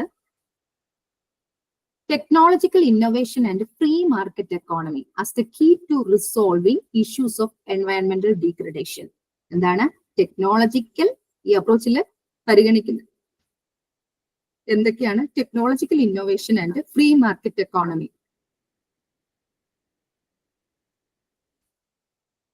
as a key to resolving issues of എൻവയൺമെന്റൽ ഡീഗ്രഡേഷൻ. പാരിസ്ഥിതികമായിട്ടുള്ള തകർച്ച അല്ലേ, അതിന്റെ പ്രശ്നങ്ങൾ പരിഹരിക്കുന്നതിനുള്ള താക്കോലായിട്ട് എന്തൊക്കെയാ കാണുന്നത്? സാങ്കേതിക നവീകരണം, ടെക്നോളജിക്കൽ ഇന്നോവേഷൻ, അതുപോലെ തന്നെ ഫ്രീ മാർക്കറ്റ് എക്കോണമി, സ്വതന്ത്ര വിപണി സമ്പദ് വ്യവസ്ഥയും ഈ ഒരു ഇതിന്റെ ഒരു താക്കോലായിട്ട്, പരിസ്ഥിതിക തകർച്ചയുടെ പ്രശ്നങ്ങൾ പരിഹരിക്കുന്നതിനുള്ള താക്കോലായിട്ട് പറയുന്നു. ഇനി പരിഷ്കരണ പരിസ്ഥിതി വാദം ശ്രമിക്കുന്നത്, അതായത് ഈ റിഫോമിസ്റ്റ് അപ്രോച്ചുകൾ ചിന്തിക്കുന്നത് റിഫോമിസ്റ്റ് എൻവയൺമെന്റലിസം എന്ന് പറയും. അത് അവർ അന്വേഷിക്കുന്നത് എന്താ, അല്ലെങ്കിൽ അത് അവർ ശ്രമിക്കുന്നത് എന്താണ്? പ്രബലമായ സാമൂഹിക മാതൃകയുടെ തത്വങ്ങളിൽ വലിയ തോതിലുള്ള മാറ്റങ്ങൾ ഇല്ലാതെ തന്നെ നഗര വ്യാവസായിക സമൂഹങ്ങളുടെ ആധിക്യത്തെ മെരുക്കുക അല്ലെങ്കിൽ പരിഷ്കരിക്കുക. അതായത് excess of urban industrial societies without radical changes in the principles of the dominant social paradigm. Dominant ആയിട്ടുള്ള social paradigmന്റെ പ്രിൻസിപ്പിൾസിന്റെ റാഡിക്കൽ ആയിട്ടുള്ള ചേഞ്ചസ് കൊണ്ടുവരാതെ തന്നെ എക്സസ് ആയിട്ടുള്ള അർബൻ ഇൻഡസ്ട്രിയൽ സൊസൈറ്റീസിനെ ദുർബലപ്പെടുത്തണം എന്നുള്ളതാണ്. അല്ലെങ്കിൽ ദുർബലപ്പെടുത്തുക, അല്ലെങ്കിൽ മെരുക്കുക, അല്ലെങ്കിൽ അതിനെ ഒരു പരിഷ്കരിക്കുക എന്നുള്ളതാണ് ഈ ഒരു റിഫോമിസ്റ്റ് എൻവയൺമെന്റലിസം ശ്രമിക്കുന്നത്. മനസ്സിലാവുന്നുണ്ടോ? ഇനി പരിസ്ഥിതി പ്രശ്നങ്ങൾ കൈകാര്യം ചെയ്യുന്നതിനായിട്ട് നിലവിലെ സമൂഹത്തിന്റെ സമ്പദ് വ്യവസ്ഥയുടെയോ രാഷ്ട്രീയത്തിന്റെയോ ഘടനയിൽ ചെറിയ പരിഷ്കരണങ്ങൾ വരുത്തുവാനാണ് ഇത് ലക്ഷ്യമിടുന്നത്. അതിന്റെ തന്നെയാണ് പറയുന്നത്. ശരിക്കും പരിസ്ഥിതി പ്രശ്നങ്ങൾ കൈകാര്യം ചെയ്യുമ്പോൾ ഈ ഓരോ സമ്പദ് വ്യവസ്ഥയുടെ അല്ലെങ്കിൽ രാഷ്ട്രീയത്തിന്റെ ഘടനയിൽ ചെറിയ പരിഷ്കാരങ്ങൾ വരുത്തണം. അതിൽ കൂടെ ഒരു വലിയ തോതിലുള്ള ഒരു മാറ്റം ഈ പരിസ്ഥിതി പ്രശ്നങ്ങൾക്ക് കൊണ്ടുവരാൻ സാധിക്കും എന്നുള്ളതാണ് ആര് പറയുന്നത്? പരിഷ്കരണ സമീപനത്തില് പരിഷ്കരണവാദികൾ അഭിപ്രായപ്പെടുന്നത്, റിഫോമിസ്റ്റ് അപ്രോച്ചിൽ പറയുന്നത്. ഇനി economic expansion is maintained. Reformist മോഡലിൽ പറയുന്നത് economic expansion is maintained. It is argued that this can be possible while reducing എൻവയൺമെന്റൽ ഡാമേജ്. അല്ലെ, സാമ്പത്തിക വികാസം നിലനിർത്തണമെങ്കിൽ എന്തോ വേണം? പാരിസ്ഥിതിക നാശം കുറയ്ക്കണം. എന്നാലേ സാമ്പത്തിക വികാസം നിലനിർത്താൻ പറ്റുള്ളൂ. വികസിക്കുക എന്ന് പറഞ്ഞാൽ, അത് നിലനിർത്തുക എന്ന് പറഞ്ഞാൽ തുടർന്നും അടുത്ത തലമുറകൾക്കൊക്കെ വേണ്ട രീതിയിൽ അത് കൂടിക്കൊണ്ട് വരണം എന്നുണ്ടെങ്കിൽ എന്തോ ചെയ്യും? ഇപ്പൊ നമ്മളൊരു സാധനം ഉപയോഗിച്ച് അത് നശിച്ചു പോയി കഴിഞ്ഞാൽ പിന്നെ അതിൽ നിന്ന് നമുക്ക് എന്തെങ്കിലും കിട്ടുമോ? ഇല്ല. അപ്പൊ അത് എന്തിൽ നിന്നാണോ നമുക്ക് സാമ്പത്തിക നേട്ടം കിട്ടുന്നത്, ആ സാധനത്തെ നിലനിർത്തിക്കൊണ്ട് പോയെങ്കിൽ മാത്രമേ തുടർന്ന് നമുക്കത് ലഭ്യമാകുകയുള്ളൂ. അതാണ് പറയുന്നത്, സാമ്പത്തിക വികസനം നിലനിർത്തണമെങ്കിൽ എന്ത് വേണം? പരിസ്ഥിതിയുടെ നാശം കുറയ്ക്കണം എന്ന് റിഫോമിസ്റ്റുകൾ അഭിപ്രായപ്പെടുന്നു. ഇതൊരു അവരുടെ ഒരു മോഡലിനകത്ത് അഭിപ്രായപ്പെടുന്ന കാര്യം. അതിനു വേണ്ടിയിട്ട് എന്തൊക്കെ ചെയ്യണം എന്നുള്ളതാണ്. സസ്റ്റൈനബിൾ പ്രാക്ടീസ് കൊണ്ടുവരണം, അതുപോലെ തന്നെ റെഗുലേറ്ററി മെഷേഴ്സ് ഉണ്ടാകണമെന്നും പറയുന്നുണ്ട്. അത് വേണം അല്ലേ? അതിനു വേണ്ടിയിട്ട് സുസ്ഥിരമായിട്ടുള്ള സമ്പ്രദായങ്ങളും നിയന്ത്രണ നടപടികളും ഉണ്ടാകണം. എങ്കിൽ മാത്രമേ അത് നിലനിൽക്കുകയുള്ളൂ. സസ്റ്റൈനബിൾ പ്രാക്ടീസും റെഗുലേറ്ററി മെഷേഴ്സും, ഇതിന് സുസ്ഥിരമായ സമ്പ്രദായങ്ങൾ, അതുപോലെ തന്നെ നിയന്ത്രണമായ നടപടികൾ ഉണ്ടാകണം. ഓക്കെ, ഇത് മൂന്നുമാണ് ഇന്ന് നമ്മൾ നോക്കിയ കാര്യങ്ങൾ. ഏതൊക്കെയാണെന്ന് ആർക്കെങ്കിലും പറയാൻ പറ്റുമോ?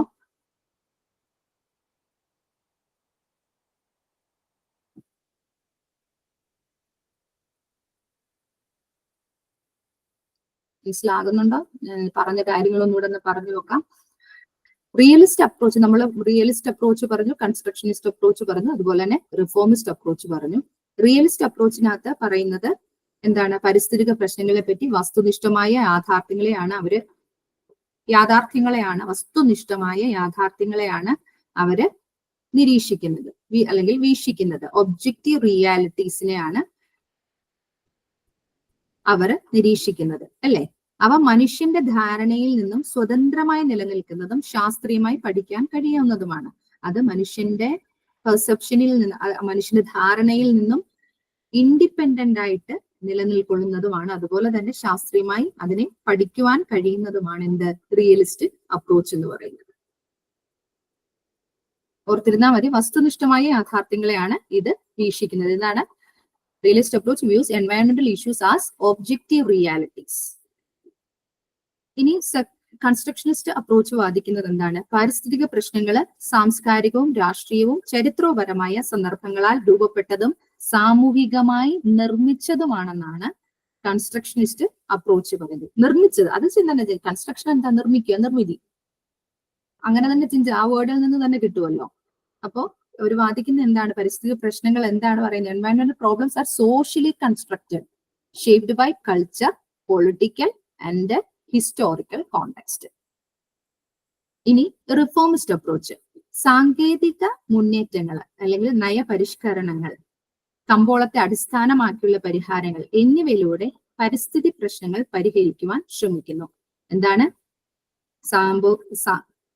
ടെക്നോളജിക്കൽ അഡ്വാൻസ്മെന്റ്, പോളിസി റിഫോംസ്, അതുപോലെ തന്നെ മാർക്കറ്റ് ഡ്രിവൻ സൊല്യൂഷൻസ് എന്നിവയിലൂടെയാണ് എന്ത്? പരിസ്ഥിതി പ്രശ്നങ്ങൾ പരിഹരിക്കുവാൻ ഇവര് ശ്രമിക്കുന്നത്. ആര്? റിഫോമിസ്റ്റ് അപ്രോച്ച് ശ്രമിക്കുന്നത്. സുസ്ഥിരമായിട്ടുള്ള സമ്പ്രദായങ്ങളിലൂടെയും നിയന്ത്രണ നടപടികളിലൂടെയും പാരിസ്ഥിതിക നാശം കുറയ്ക്കാൻ ലക്ഷ്യമിട്ടുകൊണ്ട് പരിഷ്കരണവാദ വീക്ഷണം സാമ്പത്തിക വളർച്ചയെ പ്രോത്സാഹിപ്പിക്കുന്നു. സാമ്പത്തിക വളർച്ച എങ്ങനെ ഉണ്ടാവണം? സാമ്പത്തിക വളർച്ച ഉണ്ടാവണം എന്നുണ്ടെങ്കിൽ പ്രകൃതിയെ സംരക്ഷിക്കണമെന്ന് പറഞ്ഞുകൊണ്ടുണ്ട്. അപ്പൊ ഇനി ആ പ്രകൃതിയെ സംരക്ഷിക്കണമെന്നുണ്ടെങ്കിൽ എന്തൊക്കെ കാര്യങ്ങൾ വേണം? സസ്റ്റൈനബിൾ പ്രാക്ടീസ് ഉണ്ടാവണം. അതുപോലെ തന്നെ റെഗുലേറ്ററി മെഷേഴ്സ് അതിനകത്ത് കൊണ്ടുവരണം. ഈ 3 കാര്യങ്ങളാണ് ഇതിനകത്ത് പറഞ്ഞിരുന്നത്. ഫസ്റ്റ് യൂണിറ്റ് കഴിഞ്ഞു. ഇനി അടുത്ത സെക്കൻഡ് യൂണിറ്റ് ആണ്. കുറച്ച് തിയറി ആയതുകൊണ്ട് ഇച്ചിരി മനസ്സിലാക്കാൻ ബുദ്ധിമുട്ടായിരിക്കും. ശ്രദ്ധിച്ചിരുന്നു ആ വാക്കിന്റെ അർത്ഥം ഒന്ന് മനസ്സിലാക്കി കഴിഞ്ഞാൽ നിങ്ങൾക്ക് ആശയം നമുക്ക് പെട്ടെന്ന് പിടി കിട്ടുന്നതേ ഉള്ളൂ. പക്ഷെ ഇത്തിരി ശ്രദ്ധിച്ചിരിക്കണം.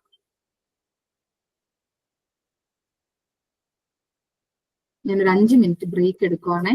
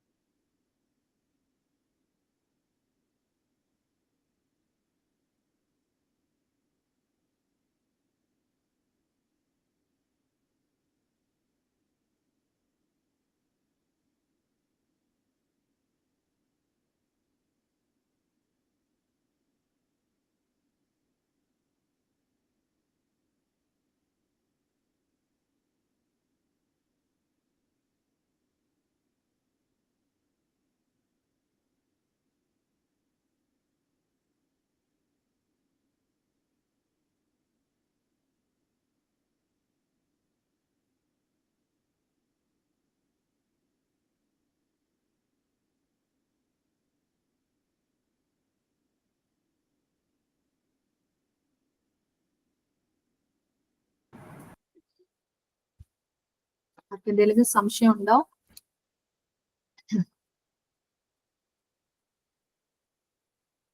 എന്തെങ്കിലും ഉണ്ടെങ്കിൽ ചോദിക്കണം. ഇല്ലെങ്കിൽ നമുക്ക് അടുത്ത യൂണിറ്റിലോട്ട് പോകാം.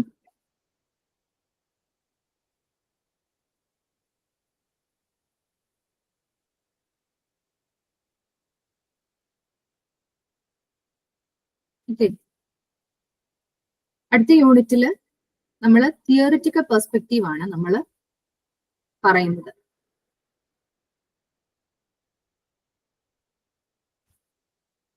ഓക്കെ, ആരും ഒന്നും മിണ്ടുന്നില്ലല്ലോ.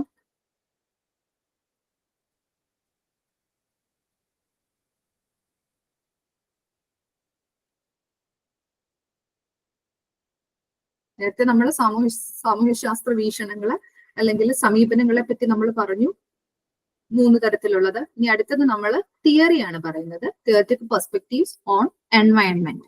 യൂണിറ്റ് 2 ചാപ്റ്ററിന്റെ നെയിം എഴുതിപ്പോ, theoretical perspectives on environment. Theoretical perspectives on environment, അതായത് പരിസ്ഥിതിയെ കുറിച്ചിട്ടുള്ള സൈദ്ധാന്തികമായ വീക്ഷണങ്ങൾ. ഇനി അതിനകത്ത് 5 തിയറിസ്റ്റുകളുടെ പേരുണ്ട്. ഒന്ന് ഹൈപ്പൻ ഇട്ടിട്ട് Marx, Karl Marx, Durkheim, Emile ഡർക്കെയിമിനെ അറിയാമല്ലോ, Weber, Max Weber, Parsons, Talcott Parsons, then Giddens, Anthony Giddens. Karl Marx, Emile Durkheim, Weber, Talcott Parsons and Giddens. ആ ലാസ്റ്റത്തെ പേരൊന്നും കൂടെ പറയാമേ? ആന്റണി ഗിഡൻസ്.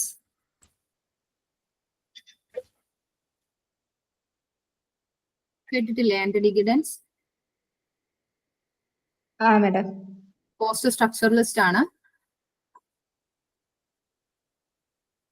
ആദ്യത്തെ 3 പേര് ക്ലാസിക്കൽ തിങ്കേഴ്സ് ആണ്.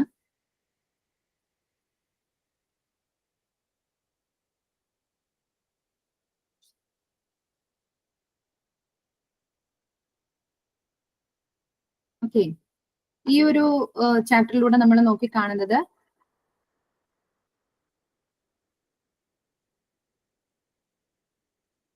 ഈ ഒരു ചാപ്റ്ററിലൂടെ നമ്മൾ പറഞ്ഞു പോവാണേ. എന്തെങ്കിലും ഒന്ന് റെസ്പോണ്ട് ചെയ്താൽ നല്ലതായിരുന്നു.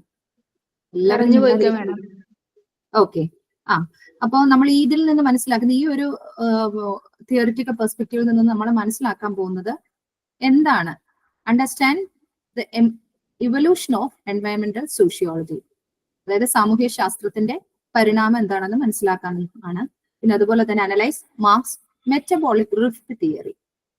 കാൾ മാർക്സിന്റെ മെറ്റബോളിക് റിഫ്റ്റ് തിയറി എന്ന് പറയുന്ന ഒരു തിയറി ഉണ്ട്, അത് മനസ്സിലാക്കുക എന്നുള്ളതാണ്. പിന്നെ അതുപോലെ തന്നെ examine Durkheim's view on society and the environment, സമൂഹത്തെയും പരിസ്ഥിതിയെയും കുറിച്ചിട്ടുള്ള എമിലി ഡർക്കെയിമിന്റെ വീക്ഷണം പരിശോധിക്കുകയാണ് അത് അടുത്തതിലൂടെ ചെയ്യുന്നത്. പിന്നെ evaluate Weber's concept of rationalisation and എൻവയൺമെന്റൽ ഇമ്പാക്ട്, യുക്തിവൽക്കരണവും പരിസ്ഥിതി ആഘാതവും സംബന്ധിച്ചിട്ടുള്ള വെബറിന്റെ ആശയം വിലയിരുത്തുന്നു. പിന്നെ അടുത്തത് ടാൽക്കോട്ട് പാഴ്സന്റെയും ആന്റണി ഗിഡൻസും സാമൂഹികവും പരിസ്ഥിതിയും തമ്മിലുള്ള ബന്ധം എങ്ങനെയാണെന്ന് സങ്കല്പിക്കുന്നു, അവർ എങ്ങനെ അതിനെ കാണുന്നു എന്നുള്ളത് നമ്മൾ ചർച്ച ചെയ്യണം.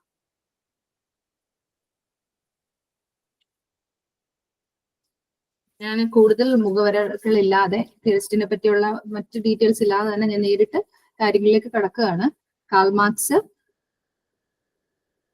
ശരിക്കും ഈ ഒരു തിയറിസ്റ്റുകളിൽ എല്ലാവരും തന്നെ കാൾ മാർക്സ് ഒരു പരിധിയിൽ കൂടുതൽ ഇതിനെപ്പറ്റി പറയുന്നുണ്ട്. നേരിട്ട് ആന്റണി ഗിഡൻസ് ആണ് വ്യക്തമായിട്ട് കുറച്ചധികം സംഭാവനകൾ എൻവയൺമെന്റുമായി ബന്ധപ്പെട്ടുള്ള അല്ലെങ്കിൽ പാരിസ്ഥിതിക പ്രശ്നങ്ങളുമായി ബന്ധപ്പെട്ട് നമ്മളുടെ സോഷ്യോളജിയിൽ നൽകിയിട്ടുള്ളത് ആന്റണി ഗിഡൻസ് ആണ്. ബാക്കി എല്ലാവരും തന്നെ വളരെ പെരിഫറൽ ആയിട്ട് പറഞ്ഞു പോകുന്ന കാര്യങ്ങളേ ഉള്ളൂ. ഡയറക്റ്റ് ആയിട്ട് അവർ എൻവയൺമെന്റിനെ പറ്റിയിട്ട് അധികം കോൺട്രിബ്യൂഷൻസ് നടത്തിയിട്ടില്ല. കാൾ മാർക്സിന്റെ ഒരു കാലഘട്ടത്തിൽ ശരിക്കും പറഞ്ഞു കഴിഞ്ഞാൽ ഇത്തരം ഒരു ഇഷ്യൂ വലിയൊരു ഇഷ്യൂ ഒന്നും അന്ന് ഉണ്ടായിരുന്നില്ലല്ലോ. പിന്നെയും ഒരു ആധുനിക മോഡേൺ തിയറിസ്റ്റ് എന്ന് പറയുന്നത് ആന്റണി ഗിഡൻ ആണ്. അപ്പം പുള്ളിക്കായിരിക്കാം അതിനെപ്പറ്റി കൂടുതൽ പറയേണ്ടതായിട്ടുള്ള ആവശ്യം വന്നത്. ഓരോ കാലഘട്ടത്തിൽ ജീവിച്ചിരിക്കുമ്പോൾ അവർ അഭിമുഖീകരിക്കുന്ന പ്രശ്നങ്ങളെയാണല്ലോ അവരെപ്പോഴും ചോദ്യം ചെയ്യുന്നത്. അപ്പം അങ്ങനെ ഒരു വ്യത്യാസം, കാലഘട്ടത്തിനനുസരിച്ചുള്ള ഒരു വ്യത്യാസം ഇതിനകത്തുണ്ട്. എങ്കിലും കാൾ മാർക്സ് എന്താണ് ഈ ഒരു പ്രകൃതിയെ പറ്റി അല്ലെങ്കിൽ ആ ഒരു പ്രശ്നങ്ങളെ പറ്റിയൊക്കെ ചർച്ച ചെയ്തിട്ടുള്ളത് എന്നുള്ളതാണ് നമ്മൾ നോക്കുന്നത്. കാൾ മാർക്സിന്റെ ഒരു എഴുത്തിന്റെ കാലഘട്ടത്തില് അത് ജനകീയമായിട്ടാണെങ്കിലും അല്ല സ്കോളർലി ആയിട്ടാണെങ്കിലും ഇവരാരും തന്നെ ഒരു പ്രശ്നമായിട്ട് പാരിസ്ഥിതിക പ്രശ്നങ്ങളെ പറ്റി ചർച്ച ചെയ്തില്ല. പക്ഷെ അദ്ദേഹം പരിസ്ഥിതിയെ പ്രാഥമികമായി വീക്ഷിച്ചു. ആര്? Karl Marx. അദ്ദേഹത്തിന്റെ അഭിപ്രായത്തില് മുതലാളിത്ത സമ്പദ് വ്യവസ്ഥയുടെ ദ്രുതഗതിയിലുള്ള വളർച്ച സാധ്യമായത് തൊഴിലാളി വർഗത്തിന്റെ അല്ലെങ്കിൽ തൊഴിലാളി വർഗത്തെ ബൂർഷ്വാസി ചൂഷണം ചെയ്തതുകൊണ്ടാണ്. അല്ലെ? മുതലാളിത്ത സമ്പദ് വ്യവസ്ഥയുടെ ദ്രുതഗതിയിലുള്ള വളർച്ച ക്യാപിറ്റലിസം എങ്ങനെയാണ് ഇത്രയധികം വളർച്ച നേരിട്ടത്? തൊഴിലാളി വർഗത്തെ, അതൊക്കെ നമുക്ക് അറിയാവുന്ന കാര്യങ്ങളാണ്. തൊഴിലാളി വർഗത്തെ ആര്? ബൂർഷ്വാസി ചൂഷണം ചെയ്തത് കൊണ്ടാണെന്നാണ്, പ്രോളറ്റാരിയറ്റിനെ ബൂർഷ്വാസി ചൂഷണം ചെയ്തത് കൊണ്ടാണെന്നാണ് അദ്ദേഹം കാൾ മാർക്സ് പറയുന്നത്. ഈ ഒരു സാഹചര്യം മൂലം പരിസ്ഥിതി ഉൾപ്പെടെ എല്ലാ ബന്ധങ്ങളും മൂല്യങ്ങളും പണത്തെ അടിസ്ഥാനമാക്കിയുള്ള ഒന്നിന് കീഴിലാകുമെന്ന് പറയുന്നു. ശരിയാണ്. പരിസ്ഥിതി ഉൾപ്പെടെയുള്ള എല്ലാ ബന്ധങ്ങളും അതുപോലെ തന്നെ മൂല്യങ്ങളും പണത്തെ അടിസ്ഥാനമാക്കിയുള്ള ഒന്നിന് കീഴിലാകുന്നുണ്ട് എന്ന് കാൾ മാർക്സ് പറയുന്നുണ്ട്. അതായത് മാർക്കറ്റ് ഓറിയന്റേഷൻ ആണ് എന്നുള്ളതാണ് പറയുന്നത്. മുതലാളിത്തത്തിന് കീഴിൽ പ്രകൃതിയും മനുഷ്യനും ഉൾപ്പെടെ എല്ലാ ബന്ധങ്ങളും പണബന്ധങ്ങളായി മാറിയെന്ന് മാർക്സും എംഗൽസും വാദിച്ചു. അതായത് ഒരു മണി ഓറിയന്റഡ് വണ്ണായിട്ട് എല്ലാം മാറിയിരിക്കുകയാണ്, അല്ലെങ്കിൽ മോണിറ്ററി റിലേഷൻഷിപ്പ് ആയിട്ടാണ് എല്ലാം കണക്കായിട്ട് വരുന്നത്. ഇപ്പോൾ മുതലാളിത്തത്തിന് ഒരു ക്യാപിറ്റലിസത്തിന്റെ കീഴിൽ, എന്താണ് ക്യാപിറ്റലിസം എന്ന് എല്ലാവർക്കും അറിയില്ലേ? ക്യാപിറ്റലിസത്തെ പറ്റി എടുത്തു പറയണം. മുതലാളിത്തത്തിന് എന്ന് പറഞ്ഞു കഴിഞ്ഞാൽ എന്താ? എല്ലാ മീൻസ് ഓഫ് പ്രൊഡക്ഷനും. മീൻസ് ഓഫ് പ്രൊഡക്ഷൻ എന്ന് പറഞ്ഞാൽ എന്താണെന്ന് അറിയോ? മീൻസ് ഓഫ് പ്രൊഡക്ഷൻ എന്ന് കേട്ടിട്ടുണ്ടോ? ജനറൽ അവയർനെസ് വേണ്ടിയിട്ട് പറയുന്നേ ഉണ്ട്. എന്താണ് പ്രൊഡക്ഷന് വേണ്ടിയിട്ടുള്ള മാർഗങ്ങൾ എന്തൊക്കെയാണ്? Land, labour. Very good. Land, labour,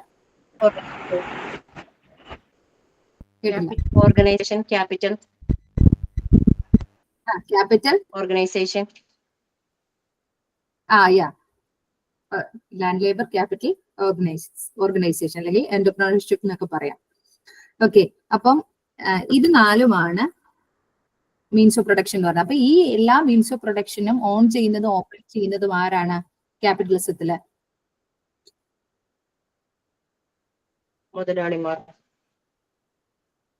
private individuals. മുതലാളിമാർ അവർ മുതലാളി ആയത് എങ്ങനെയാണ്? പ്രൈവറ്റ് ഇൻഡിവിജ്വൽസ് അവർ കൈവശം വെച്ച് അവര് അക്യുമുലേറ്റ് ചെയ്തിട്ട് ഗെയിൻ ചെയ്തിട്ടാണ് അവർ മുതലാളിമാരായത്. അല്ലെങ്കിൽ all the means of production owned and operated by private individuals with a view to gain എന്താ ചെയ്യാനാ? Maximising their personal profit. അവരുടെ ഉദ്ദേശം എന്താണ്? പേഴ്സണൽ പ്രോഫിറ്റ് മാക്സിമൈസ് ചെയ്യുക. അപ്പോൾ സോഷ്യലിസത്തിലാണെങ്കിൽ എന്തോ ചെയ്യും? ഈ അവരുടെ എന്താ പറയാ മീൻസ് ഓഫ് പ്രൊഡക്ഷൻ ആരാ ഓൺ ചെയ്യുന്നതും ഓപ്പറേറ്റ് ചെയ്യുന്നതും? Government. Very good, very good. Government ആയിരിക്കും അത് ഓൺ ചെയ്യുന്നത്, ഓപ്പറേറ്റ് ചെയ്യുന്നത്. അപ്പൊ അവരുടെ എയിം എന്താണ്? മുതലാളിത്തത്തില് പ്രോഫിറ്റ് ആണെന്ന് പറഞ്ഞു. Welfare of the people. അങ്ങനെയാണെങ്കിൽ very good. Welfare of the people. ജനങ്ങളുടെ, അതായത് ആ രാജ്യത്ത് ഏത് രാജ്യത്താണോ സോഷ്യലിസം ഫോളോ ചെയ്യുന്ന ആ രാജ്യത്തെ ജനങ്ങളുടെ വെൽഫെയറിനായിരിക്കും അവർ പ്രാധാന്യം കൊടുക്കുന്നത്. അപ്പൊ മനസ്സിലായല്ലോ. അപ്പം മിക്സഡ് എക്കോണമി, നമ്മുടെ മിക്സഡ് എക്കോണമിയാണ്. അപ്പൊ നമുക്ക് രണ്ടും ഉണ്ട്. അപ്പം ഈ ഒരു മുതലാളിത്തത്തിന് ഞാൻ അത് പറയാൻ വേണ്ടിയിട്ട് പറഞ്ഞേ ഉള്ളൂ, മനസ്സിലാക്കാൻ വേണ്ടിയിട്ട്. അത് മനസ്സിലിരിക്കുമ്പോൾ പെട്ടെന്ന് നമുക്ക് ആ എന്താണെന്നുള്ളത് ഗ്രഹിക്കാൻ പറ്റും. അതിന് പറഞ്ഞേ ഉള്ളൂ. മുതലാളിത്തത്തിന്റെ കീഴിലുള്ള എല്ലാ ബന്ധങ്ങളും എന്താണെന്നാ പറഞ്ഞത്? ഒരു മോണിറ്ററി റിലേഷൻഷിപ്പ് ആണ് ആയിട്ട് മാറിയെന്ന് മാർക്സും എംഗൽസും അഭിപ്രായപ്പെടുന്നുണ്ട്. ഇനി കാൾ മാർക്സ് സമൂഹത്തെ സാമൂഹിക ബന്ധങ്ങളുടെ ഒരു സംവിധാനമായിട്ടാണ് കണ്ടത്. സമൂഹത്തെ ആയിട്ടാണ് കാണുന്നത്? സാമൂഹിക ബന്ധങ്ങളുടെ ഒരു സംവിധാനമായിട്ട്. Karl Marx so societies as a system of social relations. Karl Marx സൊസൈറ്റിയെ കാണുന്നത് സിസ്റ്റം ഓഫ് സോഷ്യൽ റിലേഷൻസ്, ഒരു സാമൂഹിക ബന്ധങ്ങളുടെ ഒരു സിസ്റ്റമായിട്ടാണ് സൊസൈറ്റിയെ കാൾ മാർക്സ് കാണുന്നത്. അതായത് ഏതൊരു സമൂഹത്തിലും ചരക്കുകളുടെയും സേവനങ്ങളുടെയും ഉൽപാദനം വ്യക്തികളും പ്രകൃതിയും തമ്മിലുള്ള ബന്ധത്തെ ആശ്രയിച്ചിരിക്കുന്നു. ഏത് വ്യക്തിയും തമ്മിലുള്ള റിലേഷൻഷിപ്പ്, ഏതൊരു സമൂഹത്തിലും ചരക്കുകളുടെയും സേവനങ്ങളുടെയും ഉൽപാദനം വ്യക്തികളും പ്രകൃതിയും തമ്മിലുള്ള ബന്ധത്തെ ആശ്രയിച്ചിരിക്കുന്നു എന്ന് അദ്ദേഹം പറയുന്നു. അതായത് society, in any society, the production of goods and services depends on the goods and servicesന്റെ പ്രൊഡക്ഷൻ ഡിപ്പെൻഡ് ചെയ്യുന്ന എന്തിനാണ്? On the relationship between individual, അതുപോലെ തന്നെ എവിടെയാ? നേച്ചർ. നമ്മൾ എന്തിനെ പറ്റിയാ പഠിക്കുന്നത്? നേച്ചറും സോഷ്യോളജിയും ആണല്ലോ നമ്മുടെ ഒരു വിഷയം വരുന്നത്. ഓക്കെ, പ്രകൃതിയെയും വ്യക്തികളെയും ആശ്രയിച്ചിരിക്കുന്നു എന്നുള്ളതാണ് ആര് പറയുന്നത്? കാൾ മാർക്സ് പറയുന്നത്. ഓക്കെ, ഇനി സാമൂഹിക സാമ്പത്തിക ബന്ധങ്ങളുടെ സമൂലമായ പരിവർത്തനത്തിലൂടെ മനുഷ്യരും പ്രകൃതിയും തമ്മിലുള്ള വിള്ളൽ പരിഹരിക്കുവാൻ കഴിയുമെന്ന് അദ്ദേഹം വാദിക്കുന്നു. എങ്ങനെയാണ് മനുഷ്യനും പ്രകൃതിയും തമ്മിലുള്ള വിള്ളൽ പരിഹരിക്കാൻ കഴിയുന്നത്? സാമൂഹിക സാമ്പത്തിക ബന്ധങ്ങളുടെ സമൂലമായ പരിവർത്തനത്തിലൂടെ. Radical transformation of social economic relations. Socio economic റിലേഷൻസിന്റെ റാഡിക്കൽ ട്രാൻസ്ഫോർമേഷനിലൂടെ എന്തോ സംഭവിക്കും? മനുഷ്യരും ഹ്യൂമനും നേച്ചറും തമ്മിലുള്ള ഒരു റിഫ്റ്റ്, ഒരു വിള്ളല് റിപ്പയർ ചെയ്യാനായിട്ട്, പരിഹരിക്കാനായിട്ട് സാധിക്കുമെന്നുള്ളതാണ് കാൾ മാർക്സ് പറയുന്നത്. അതുവഴി പരിസ്ഥിതി സംരക്ഷണത്തിനും സുസ്ഥിരതയ്ക്കുമുള്ള ഒരു പാത സാധ്യമാണ്. അതുവഴി എന്തോ ഒരു പാത്ത് ഉണ്ടാകുന്നു. എന്ത്? ടു എൻവയൺമെന്റൽ പ്രൊട്ടക്ഷൻ ആൻഡ് സസ്റ്റൈനബിലിറ്റി. എന്താണ്? To protect, it's create a path to, എന്തിനാണ് വേണ്ടിയിട്ട്? എൻവയൺമെന്റൽ പ്രൊട്ടക്ഷൻ ആൻഡ് സസ്റ്റൈനബിലിറ്റി. ആരെങ്കിലും ഒക്കെ ഇടയ്ക്ക് പറയുന്നത് നല്ലായിരുന്നു കേട്ടോ, നിങ്ങൾ കേൾക്കുന്നു എന്നുള്ളത് മനസ്സിലാവില്ല. ഓക്കെ, അതിനു വേണ്ടിയിട്ട് അദ്ദേഹം ഒരു ടേമിനെ പറ്റി പറയുന്നുണ്ട്, ഡിറൈവ് ചെയ്തിട്ടുണ്ട്. ആര്? Karl Marx. അതായത് മെറ്റബോളിക് റിഫ്റ്റ് എന്ന് പറയും. മെറ്റബോളിക് എന്ന് പറഞ്ഞു കഴിഞ്ഞാൽ നമ്മുടെ ശരീരത്തിലും ഉണ്ടല്ലോ മെറ്റബോളിസം ഒക്കെ ഇല്ലേ. അതായത് മെറ്റബോളിക് റിഫ്റ്റ്, ഉപാപചയ വിള്ളൽ എന്നതിനെ മലയാളത്തിൽ പറയും. ഉപാപചയ വിള്ളൽ, മെറ്റബോളിക് റിഫ്റ്റ്. ഈ മെറ്റബോളിക് റിഫ്റ്റ് അഥവാ ഉപാപചയ വിള്ളൽ എന്ന് പറയുന്ന ഈ പദം ഉരുത്തിരിഞ്ഞത് വർഗ സമൂഹത്തോടൊപ്പം പ്രധാനമായും, അതായത് വർഗ സമൂഹം എന്ന് വെച്ചാൽ ക്ലാസ് സൊസൈറ്റിയോടൊപ്പം പ്രധാനമായും മുതലാളിത്തത്തോടും ഒപ്പം വികസിച്ച മനുഷ്യനും മറ്റു പ്രകൃതിയും തമ്മിലുള്ള ബന്ധത്തിലെ അടിസ്ഥാനപരമായ മാറ്റങ്ങളെ കുറിച്ച് മാർക്സ് വിവരിച്ചിരുന്നു. ആ വിവരണത്തിൽ നിന്നാണ് ഈ ഒരു തിയറി ഉരുത്തിരിഞ്ഞു വന്നത്. അതായത് relationship between man and the rest of nature which developed along with class society, mainly capitalism. വർഗ സമൂഹത്തോടൊപ്പം പ്രധാനമായിട്ടും ഓക്കെ മുതലാളിത്തത്തോടൊപ്പം വികസിച്ച മനുഷ്യനും പലരും ഇപ്പോഴാണല്ലോ കയറുന്ന, ക്ലാസ് തീരാറായില്ലേ. മുതലാളിത്തത്തോടൊപ്പം വികസിച്ച മനുഷ്യനും മറ്റു പ്രകൃതിയും തമ്മിലുള്ള ബന്ധത്തിലെ അടിസ്ഥാനപരമായ മാറ്റത്തെ കുറിച്ചാണ് മാർക്സിന്റെ ഈ ഒരു കോൺസെപ്റ്റ് വരുന്നത്. Metabolic rift. ഇവിടെ Marx organic analogy of metabolism കൂടി എടുക്കുന്നുണ്ട്. അതായത് നമ്മളുടെ ഒരു ബോഡിയിലുള്ള ഒരു കാര്യം നമ്മൾ ചിന്തിച്ചാൽ മതി, നമ്മുടെ ശരീരത്തിലാണെങ്കിലുള്ള കാര്യങ്ങളെ പറ്റി ഒന്നും നമ്മൾ ചിന്തിച്ചാൽ മതി. അതായത് ഒരു ജീവജാലം അതിന്റെ പരിസ്ഥിതിയിൽ നിന്ന് പോഷകങ്ങൾ എടുക്കുകയും മലിനങ്ങൾ പുറന്തള്ളുകയും അതിനെ വളരാനും ഉൽപ്പാദിപ്പിക്കാനും പ്രാപ്തമാക്കുന്ന ഒരു ജൈവ സംവിധാനത്തിൽ എന്ന പോലെ മാർക്സ് ഉപാപചയത്തിന്റെ ഓർഗാനിക് സാദൃശ്യം ഉപയോഗിച്ചിരിക്കുന്നത്. എന്താണ്? ഒരു ജീവജാലം അതിന്റെ പരിസ്ഥിതിയിൽ നിന്ന് പോഷകങ്ങൾ എടുക്കുന്നു, മലിനങ്ങൾ പുറന്തള്ളുന്നു, അതിനെ വളരാനും പുനരുൽപാദിപ്പിക്കാനും പ്രാപ്തമാക്കുന്ന ഒരു ജൈവിക സംവിധാനം ഇമാജിൻ ചെയ്യുക. അതിനെ പോലെ തന്നെയാണ് ഒരു കമ്പാരിസൺ, ഒരു പാരബിൾ, ഒരു സദൃശ്യമായിട്ടാണ് അദ്ദേഹം ഇവിടെ ഈ ഒരു തിയറി ഉപയോഗിച്ചിരിക്കുന്നത്. ഇനി മാർക്സ് പ്രത്യേകിച്ച് ശ്രദ്ധ കേന്ദ്രീകരിച്ചത് മനുഷ്യനെ പ്രകൃതിയുമായി ബന്ധിപ്പിക്കുന്ന സംവിധാനങ്ങൾ ഉൽപാദന ശക്തികളാൽ മധ്യസ്ഥത വഹിക്കുന്ന സാമൂഹിക ഉപാപചയത്താലാണ്.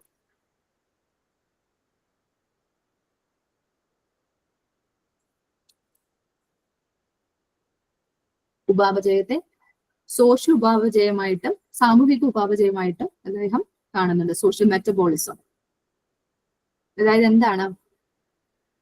മനുഷ്യനെ പ്രകൃതിയുമായി ബന്ധിപ്പിക്കുന്ന സംവിധാനങ്ങൾ ഉൽപാദന ശക്തികളാൽ മധ്യസ്ഥത വഹിക്കുന്നു. ഇതിനെയാണ് മാർക്സ് ഉപാപചയ വിള്ളൽ അഥവാ മെറ്റബോളിക് റിഫ്റ്റ് എന്ന് വിശേഷിപ്പിച്ചത്. ഇത് മനുഷ്യന്റെ അധ്വാനം അതിന്റെ പ്രകൃതി വിഭവങ്ങളിൽ നിന്നും അന്യമാക്കുന്നു. മനുഷ്യനെ അദ്ദേഹത്തിന്റെ അധ്വാനത്തിൽ നിന്ന് പ്രകൃതി വിഭവങ്ങളിൽ നിന്നും അന്യമാക്കുന്നു. നഗരപ്രദേശങ്ങളിലെ തൊഴിലാളികളെ ആണെങ്കിൽ മുതലാളിത്തം ചൂഷണം ചെയ്യുന്നതും അതുപോലെ തന്നെ മുതലാളിത്ത കൃഷി ഗ്രാമീണ മണ്ണിന്റെ ഫലപുഷ്ടി നഷ്ടപ്പെടുത്തുന്നതും അദ്ദേഹം ഈ ഒരു രീതിയിൽ നേച്ചറുമായി ബന്ധപ്പെട്ട് അദ്ദേഹം ചൂണ്ടിക്കാണിക്കുന്നുണ്ട് ഈ ഒരു തിയറിയിലൂടെ.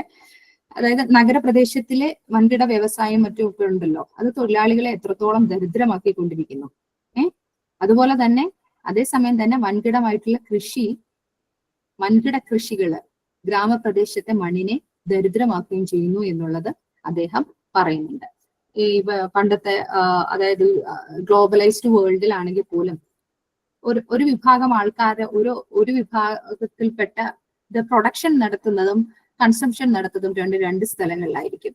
അപ്പൊ ഈ പ്രൊഡക്ഷൻ നടക്കുന്ന ഇടങ്ങളിൽ വെച്ചിട്ട് അവർക്കേ അറിയുള്ളൂ ഇത് എവിടെ നിന്ന് എടുത്തു, എന്ത് ചെയ്തു ഈ പ്രോഡക്റ്റ് എന്നുള്ളത്. പക്ഷെ ഇത് വിൽക്കുന്നതും ആരാണോ വാങ്ങുന്നത് അവർക്ക് അറിയില്ല ഇത് എന്തൊക്കെ രീതിയിലാണ് ഈ പ്രൊഡക്ഷൻ നടത്തിയിരിക്കുന്നത് എന്നുള്ള രീതികളൊന്നും അവർക്ക് അറിയുന്നില്ല. പലപ്പോഴും ഇത് പ്രകൃതിയെയും മനുഷ്യനെയും തമ്മിൽ, അതായത് പ്രകൃതി എത്രത്തോളം ചൂഷണം ചെയ്യാം അല്ലെങ്കിൽ ചെയ്യാതിരിക്കാം എന്നതിനുള്ള അറിവ് അവരിൽ നഷ്ടപ്പെടുത്താനുള്ള സാധ്യത വളരെ കൂടുതലാണെന്ന് മാർക്സ് അഭിപ്രായപ്പെടുന്നു. ഈ ഒരു ഏലിയനേഷൻ ആ പ്രൊഡക്ഷൻ പ്രോസസ്സിൽ നിന്നും ലേബററിനെ മാറ്റി നിർത്തുമ്പോൾ ഉണ്ടാകാൻ സാധ്യതയുള്ള പ്രശ്നങ്ങൾ, അത് നേച്ചറിലും ഉണ്ടാക്കുന്ന പ്രശ്നങ്ങൾ എത്രത്തോളമാണെന്നുള്ളത് മാർക്സ് പറയുന്നുണ്ട്.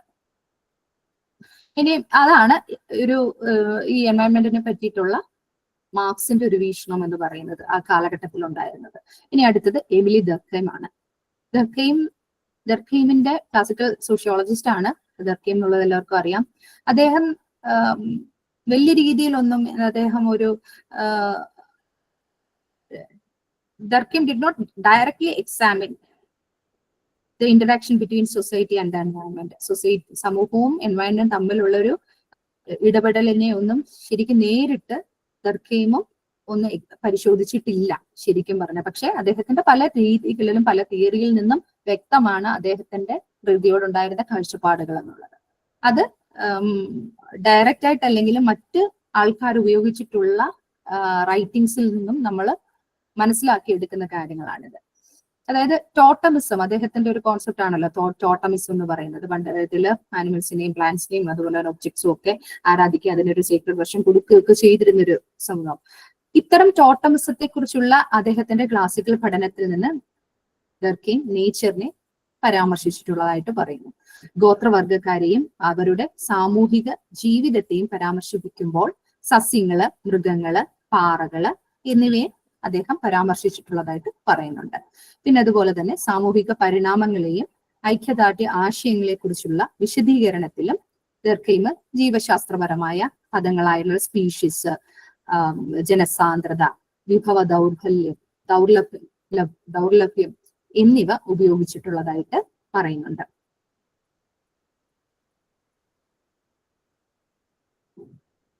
ഓക്കെ, അതായത് Durkheim often used biological terms like species, population density, resource scarcity in his explanation of social evolution and solidarity concepts.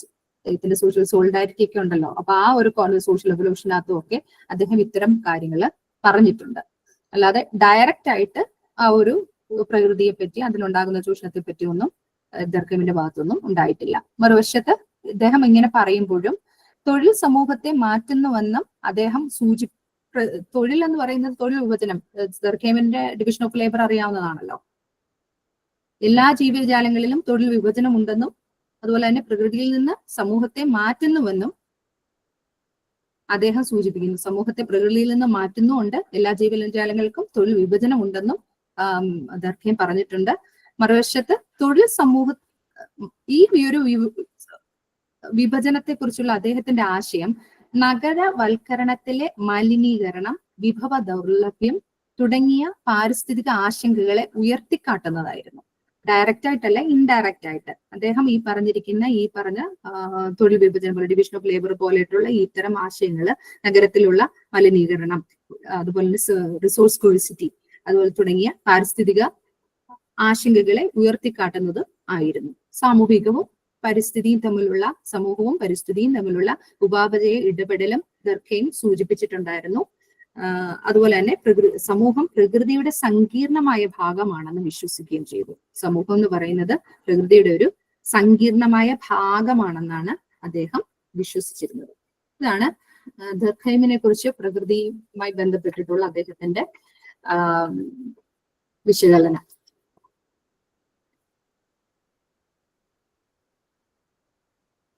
ഇനി അടുത്തത് മാക്സ് വെബർ ആണ്.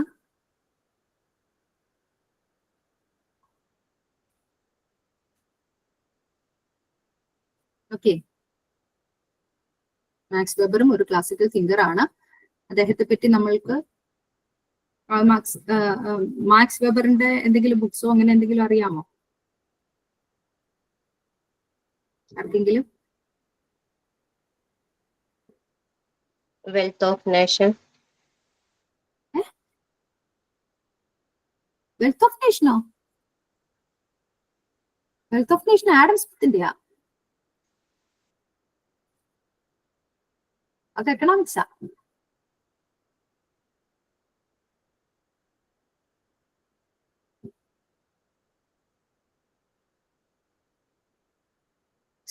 Protestant ethics and spirit of capitalism എന്നൊക്കെ കേട്ടിട്ടുണ്ടാവും.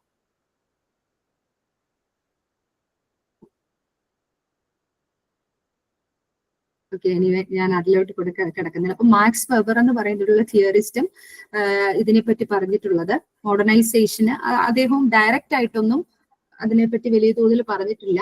മാക്സ് വെബർ റാഷണാലിറ്റിയെ പറ്റി, അദ്ദേഹത്തിന്റെ ഒരു യുക്തിവൽക്കരണത്തെ പറ്റി ഒക്കെ ചർച്ച ചെയ്യുമ്പോൾ പ്രകൃതിയിൽ നിന്ന് മനുഷ്യനെ അകറ്റുന്നതിൽ ആധുനിക വൽക്കരണത്തിന് പ്രധാന പങ്കുണ്ടെന്നൊക്കെ അദ്ദേഹം പറയുന്നുണ്ട്. അദ്ദേഹത്തിന്റെ മോഡേണൈസേഷൻ അല്ലെങ്കിൽ ആധുനിക വൽക്കരണത്തെ കുറിച്ച് വെബർ പരിശോധിക്കുമ്പോൾ മനുഷ്യർ എങ്ങനെ പ്രകൃതിയിൽ നിന്ന് അകന്നു പോകുന്നു എന്ന് പരാമർശിക്കുന്നുണ്ട്. അദ്ദേഹത്തിന്റെ വീക്ഷണത്തില് കർഷകർ അവരുടെ ദൈനംദിന പ്രവർത്തനങ്ങളിൽ പ്രകൃതിയുമായി അടുത്ത ബന്ധം പുലർത്തിയിരുന്നു എന്നും കാണുന്നുണ്ട്. എന്നാൽ നഗരവൽക്കരണവും ആധുനികവൽക്കരണവും കൊണ്ട് വ്യക്തികൾ ഒരു നിർമ്മിത ചുറ്റുപാടിൽ അവരുടെ സ്വാഭാവിക ജീവിതത്തിൽ നിന്ന് കൂടുതൽ അകന്നുകൊണ്ടിരിക്കുന്നെന്നാണ് മാക്സ് വെബർ പറയുന്നത്.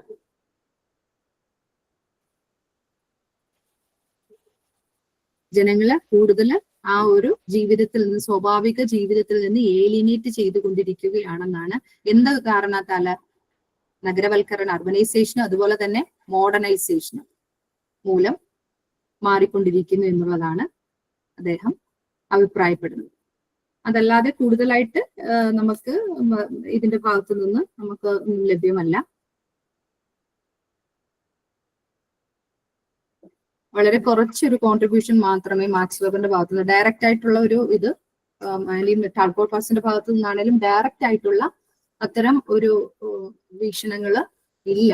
എങ്കിലും അടുത്തത് ടാൾപോൾ പാഴ്സൺ പറയുന്ന ചില കാര്യങ്ങൾ, ഓരോ കാര്യങ്ങൾ അദ്ദേഹത്തിന്റെ സോഷ്യൽ ആക്ഷൻ പോലെയുള്ള കുറച്ച് കോൺസെപ്റ്റുകൾ വിവരിക്കുമ്പോൾ അദ്ദേഹം പ്രകൃതിയെ കൂടി പരാമർശിച്ചിട്ടുണ്ട് എന്ന് മാത്രമാണ്. ടാൾപോൾ പാഴ്സൺ തന്റെ തിയറി ഓൺ സോഷ്യൽ ആക്ഷനിൽ സോഷ്യൽ സിസ്റ്റത്തെ നിർവചിക്കുമ്പോൾ സാമൂഹിക വ്യവസ്ഥകളിൽ പാരിസ്ഥിതിക സ്വാധീനം നിർവഹിച്ചിട്ടുള്ളതായിട്ട് പറയുന്നുണ്ട്. അതുപോലെ തന്നെ സ്ഥാപിതമായിട്ടുള്ള അല്ലെങ്കിൽ വ്യവസ്ഥാപിത പ്രതീക്ഷകളുടെ സ്വാധീനത്തെ അടിസ്ഥാനമാക്കിയിട്ടുള്ള പെരുമാറ്റ രീതികളുടെ ശാശ്വതമായ ആവർത്തനത്തെ അടിസ്ഥാനമാക്കിയാണ് റോളുകൾ സൃഷ്ടിക്കപ്പെടുന്നത്. അതിനാല് പ്രോഗ്രാമിംഗ് നടത്തുകയും നടപ്പിലാക്കുകയും ചെയ്യുമ്പോൾ വ്യക്തിഗത ധാരണകളുടെയും പാരിസ്ഥിതിക മാനദണ്ഡങ്ങളുടെയും മൂല്യങ്ങളുടെയും ആന്തരികവൽക്കരണ സംവിധാനങ്ങളുടെ വിശകലനം കണക്കിലെടുക്കേണ്ടതുണ്ടെന്ന് പറയുന്നുണ്ട്. ഇപ്പൊ നമ്മള് സോഷ്യൽ ആക്ഷൻ എന്ന് പറയുമ്പോൾ എന്താണ്? സാമൂഹികമായി നമ്മളൊരു പ്രവൃത്തി ചെയ്യുന്നത് എങ്ങനെയാണ്? പ്രവൃത്തി ചെയ്യണമെങ്കിൽ എന്തൊക്കെ വേണം? വെറുതെ പ്രവൃത്തി നടക്കുവോ? ഇല്ലല്ലോ. അതിനകത്തൊരു ആക്ടർ വേണ്ടേ? ഇനി ആക്ടേഴ്സ് ഉണ്ടെങ്കിൽ പ്രവൃത്തി നടക്കുവോ? അവർക്കൊരു റോള് വേണ്ടേ? ആ റോള് പെർഫോം ചെയ്യുമ്പോഴാണ് ആക്ഷൻ അവിടെ സംഭവിക്കുന്നത്, അല്ലേ? അതാണ് പറയുന്നത്. ഇത് ആവർത്തനമായിട്ട്, അതായത് വ്യവസ്ഥാപിത പ്രതീക്ഷകളുടെ സ്വാധീനത്തെ അടിസ്ഥാനമാക്കിയിട്ടുള്ള ചില പെരുമാറ്റ രീതികളുടെ ശാശ്വതമായ ആവർത്തനത്തെ അടിസ്ഥാനമാക്കിയാണ് റോളുകൾ സൃഷ്ടിക്കപ്പെടുന്നത്. അപ്പോ ഇത്തരം പെർഫോമിംഗ് നടക്കുമ്പോൾ, പ്രോഗ്രാമിംഗ് നടത്തുമ്പോൾ അല്ലെങ്കിൽ നടപ്പിലാക്കുകയും ചെയ്യുമ്പോൾ എന്തൊക്കെ വേണം? വ്യക്തിഗത ധാരണകളും പാരിസ്ഥിതിക മാനദണ്ഡങ്ങളുടെയും മൂല്യങ്ങളുടെയും ആന്തരികവൽക്കരണ സംവിധാനങ്ങൾ വിശകലനം ചെയ്യേണ്ടതുണ്ടെന്നാണ്. അതും കൂടെ കണക്കിലെടുത്ത് വേണം നടത്തേണ്ടതെന്ന് അദ്ദേഹം പരാമർശിച്ചിട്ടുണ്ട്. അങ്ങനെയുള്ള ഭാഗങ്ങളിലാണ് അദ്ദേഹം ഈ ഒരു എൻവയൺമെന്റിനെ സൂചിപ്പിച്ചിട്ടുള്ളത്. ഇനി ആന്റണി ഗിഡൻസ് ആണ് ശരിക്കും പറഞ്ഞു കഴിഞ്ഞാൽ ഈ എൻവയൺമെന്റിനെ പറ്റി ഇപ്പോഴത്തെ കാലഘട്ടങ്ങളിൽ നമുക്ക് ഉപയോഗിക്കാൻ പറ്റുന്ന രീതിയിലുള്ള കുറച്ച് കോൺട്രിബ്യൂഷൻസ് തന്നിട്ടുള്ളത് ആന്റണി ഗിഡൻസ് ആണ്. അദ്ദേഹത്തിന്റെ പാരിസ്ഥിതിക പ്രശ്നങ്ങളും പരിസ്ഥിതി പ്രസ്ഥാനങ്ങളും, അദ്ദേഹം പറയുന്നത് പാരിസ്ഥിതിക പ്രശ്നങ്ങളും പരിസ്ഥിതി പ്രസ്ഥാനങ്ങളും ആധുനിക സമൂഹങ്ങൾക്ക് ഉയർത്തുന്ന വെല്ലുവിളിയെ അദ്ദേഹം ഉയർത്തിക്കാട്ടുന്നുണ്ട്. എന്തൊക്കെയാണ് പരിസ്ഥിതി പ്രശ്നങ്ങൾ, അതുപോലെ തന്നെ പ്രസ്ഥാനങ്ങളും ആധുനിക സമൂഹങ്ങൾക്ക് ഉയർത്തുന്ന വെല്ലുവിളികൾ എന്താണെന്ന് അദ്ദേഹം പറയുന്നുണ്ട്. അതുപോലെ തന്നെ കാലാവസ്ഥാ വ്യതിയാനത്തെ, ക്ലൈമറ്റ് ചേഞ്ച് പോലെയുള്ള കാര്യങ്ങളെ അഭിസംബോധന ചെയ്യുമ്പോൾ സാങ്കേതിക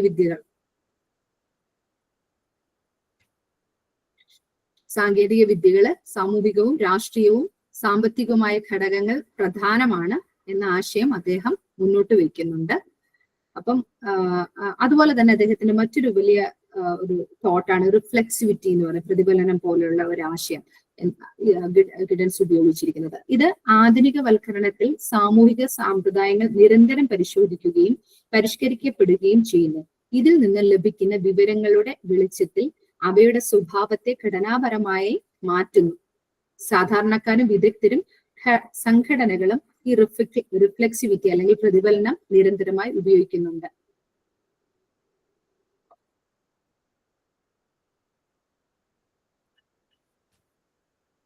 വലിയ തോതിലുള്ള പാരിസ്ഥിതിക തകർച്ചയാണ് ആധുനിക സമൂഹത്തിന്റെ സവിശേഷത എന്ന് അദ്ദേഹം പറയുന്നത്. വലിയ തോതിലുള്ള പാരിസ്ഥിതിക തകർച്ചയാണ് ആധുനിക സമൂഹത്തിന്റെ ഒരു സവിശേഷതയായിട്ട് അദ്ദേഹം പറയുന്നത്. പിന്നെ മുതലാളിത്തവും വ്യവസായവും കൂടിച്ചേർന്നതാണ് പാരിസ്ഥിതിക പ്രശ്നത്തിന് കാരണമെന്ന് ഗിഡൻസ് അഭിപ്രായപ്പെടുന്നു. മുതലാളിത്തം അതുപോലെ തന്നെ വ്യവസായവും കൂടിച്ചേർന്നാണ് പരിസ്ഥിതിക്ക് ഇത്രത്തോളം പ്രശ്നങ്ങൾ ഉണ്ടായതെന്ന് അദ്ദേഹം പറയുന്നുണ്ട്. മാത്രമല്ല ആഘാതം, അതായത് റിസ്ക് എന്ന് പറയുന്നുള്ളൊരു ടേം അദ്ദേഹത്തിന്റെ ഉണ്ട്. അത് ആഘാതം മാത്രമല്ല, കൂടുതൽ ദോഷം ഒഴിവാക്കണമെങ്കിൽ അനിയന്ത്രിതമായ ശാസ്ത്ര സാങ്കേതിക വികസനത്തിന്റെ യുക്തിയെ അഭിമുഖീകരിക്കേണ്ടി വരുമെന്ന് ഗിഡൻസ് സൂചിപ്പിക്കുന്നു. ഇത്തരം ആഘാതങ്ങൾ, വലിയ തോതിലുള്ള ആഘാതങ്ങൾ പ്രകൃതിക്ക് ഉണ്ടാകുന്നത് കുറയ്ക്കണം എന്നുണ്ടെങ്കിൽ ശാസ്ത്ര സാങ്കേതിക വികസനത്തിന്റെ യുക്തിയെ കൂടി നമ്മൾ പരിശോധിക്കേണ്ടിയിരിക്കേണ്ടതുണ്ട് എന്ന് ഗിഡൻസ് പറയുന്നുണ്ട്. അത് മാത്രമല്ല, അദ്ദേഹം പറയുന്ന മറ്റൊരു കാര്യമാണ് അപകട സാധ്യത. നമ്മളിപ്പോ ജീവിക്കുന്നത് വളരെയധികം അപകട സാധ്യതയുള്ള ഒരു സമൂഹത്തിലാണ്. അതായത് റിസ്ക് സൊസൈറ്റി എന്നുള്ളൊരു ടേം ഓൾഡ്രിച്ച് ബെക്ക് എന്ന് പറയുന്ന ആളും തിയറിസ്റ്റും അതുപോലെ തന്നെ ആന്റണി ഗിഡൻസും കൂടെ ചേർന്നിട്ട് വികസിപ്പിച്ചെടുത്ത ഒരു ടേമാണ് റിസ്ക് സൊസൈറ്റി. അത് എൻവയറമെന്റൽ സോഷ്യോളജിക്കകത്തൊക്കെ ഇക്കോളജിക്കകത്തൊക്കെ വളരെയധികം ഉപയോഗിച്ചുകൊണ്ടിരിക്കുന്ന ഒരു ടേമാണ് റിസ്ക് സൊസൈറ്റി. അത് ആരൊക്കെയാണ്? ഓൾഡ്രിച്ച് ബെക്കും അതുപോലെ തന്നെ ആന്റണി ഗിഡൻസും ചേർന്നിട്ട് നിർമ്മിച്ചൊരു ടേമാണ്. ഈ റിസ്ക് ശരിയല്ലേ? റിസ്ക് സൊസൈറ്റിയിലാണ് നമ്മളിപ്പോ ജീവിച്ചുകൊണ്ടിരിക്കുന്നത്, അല്ലേ?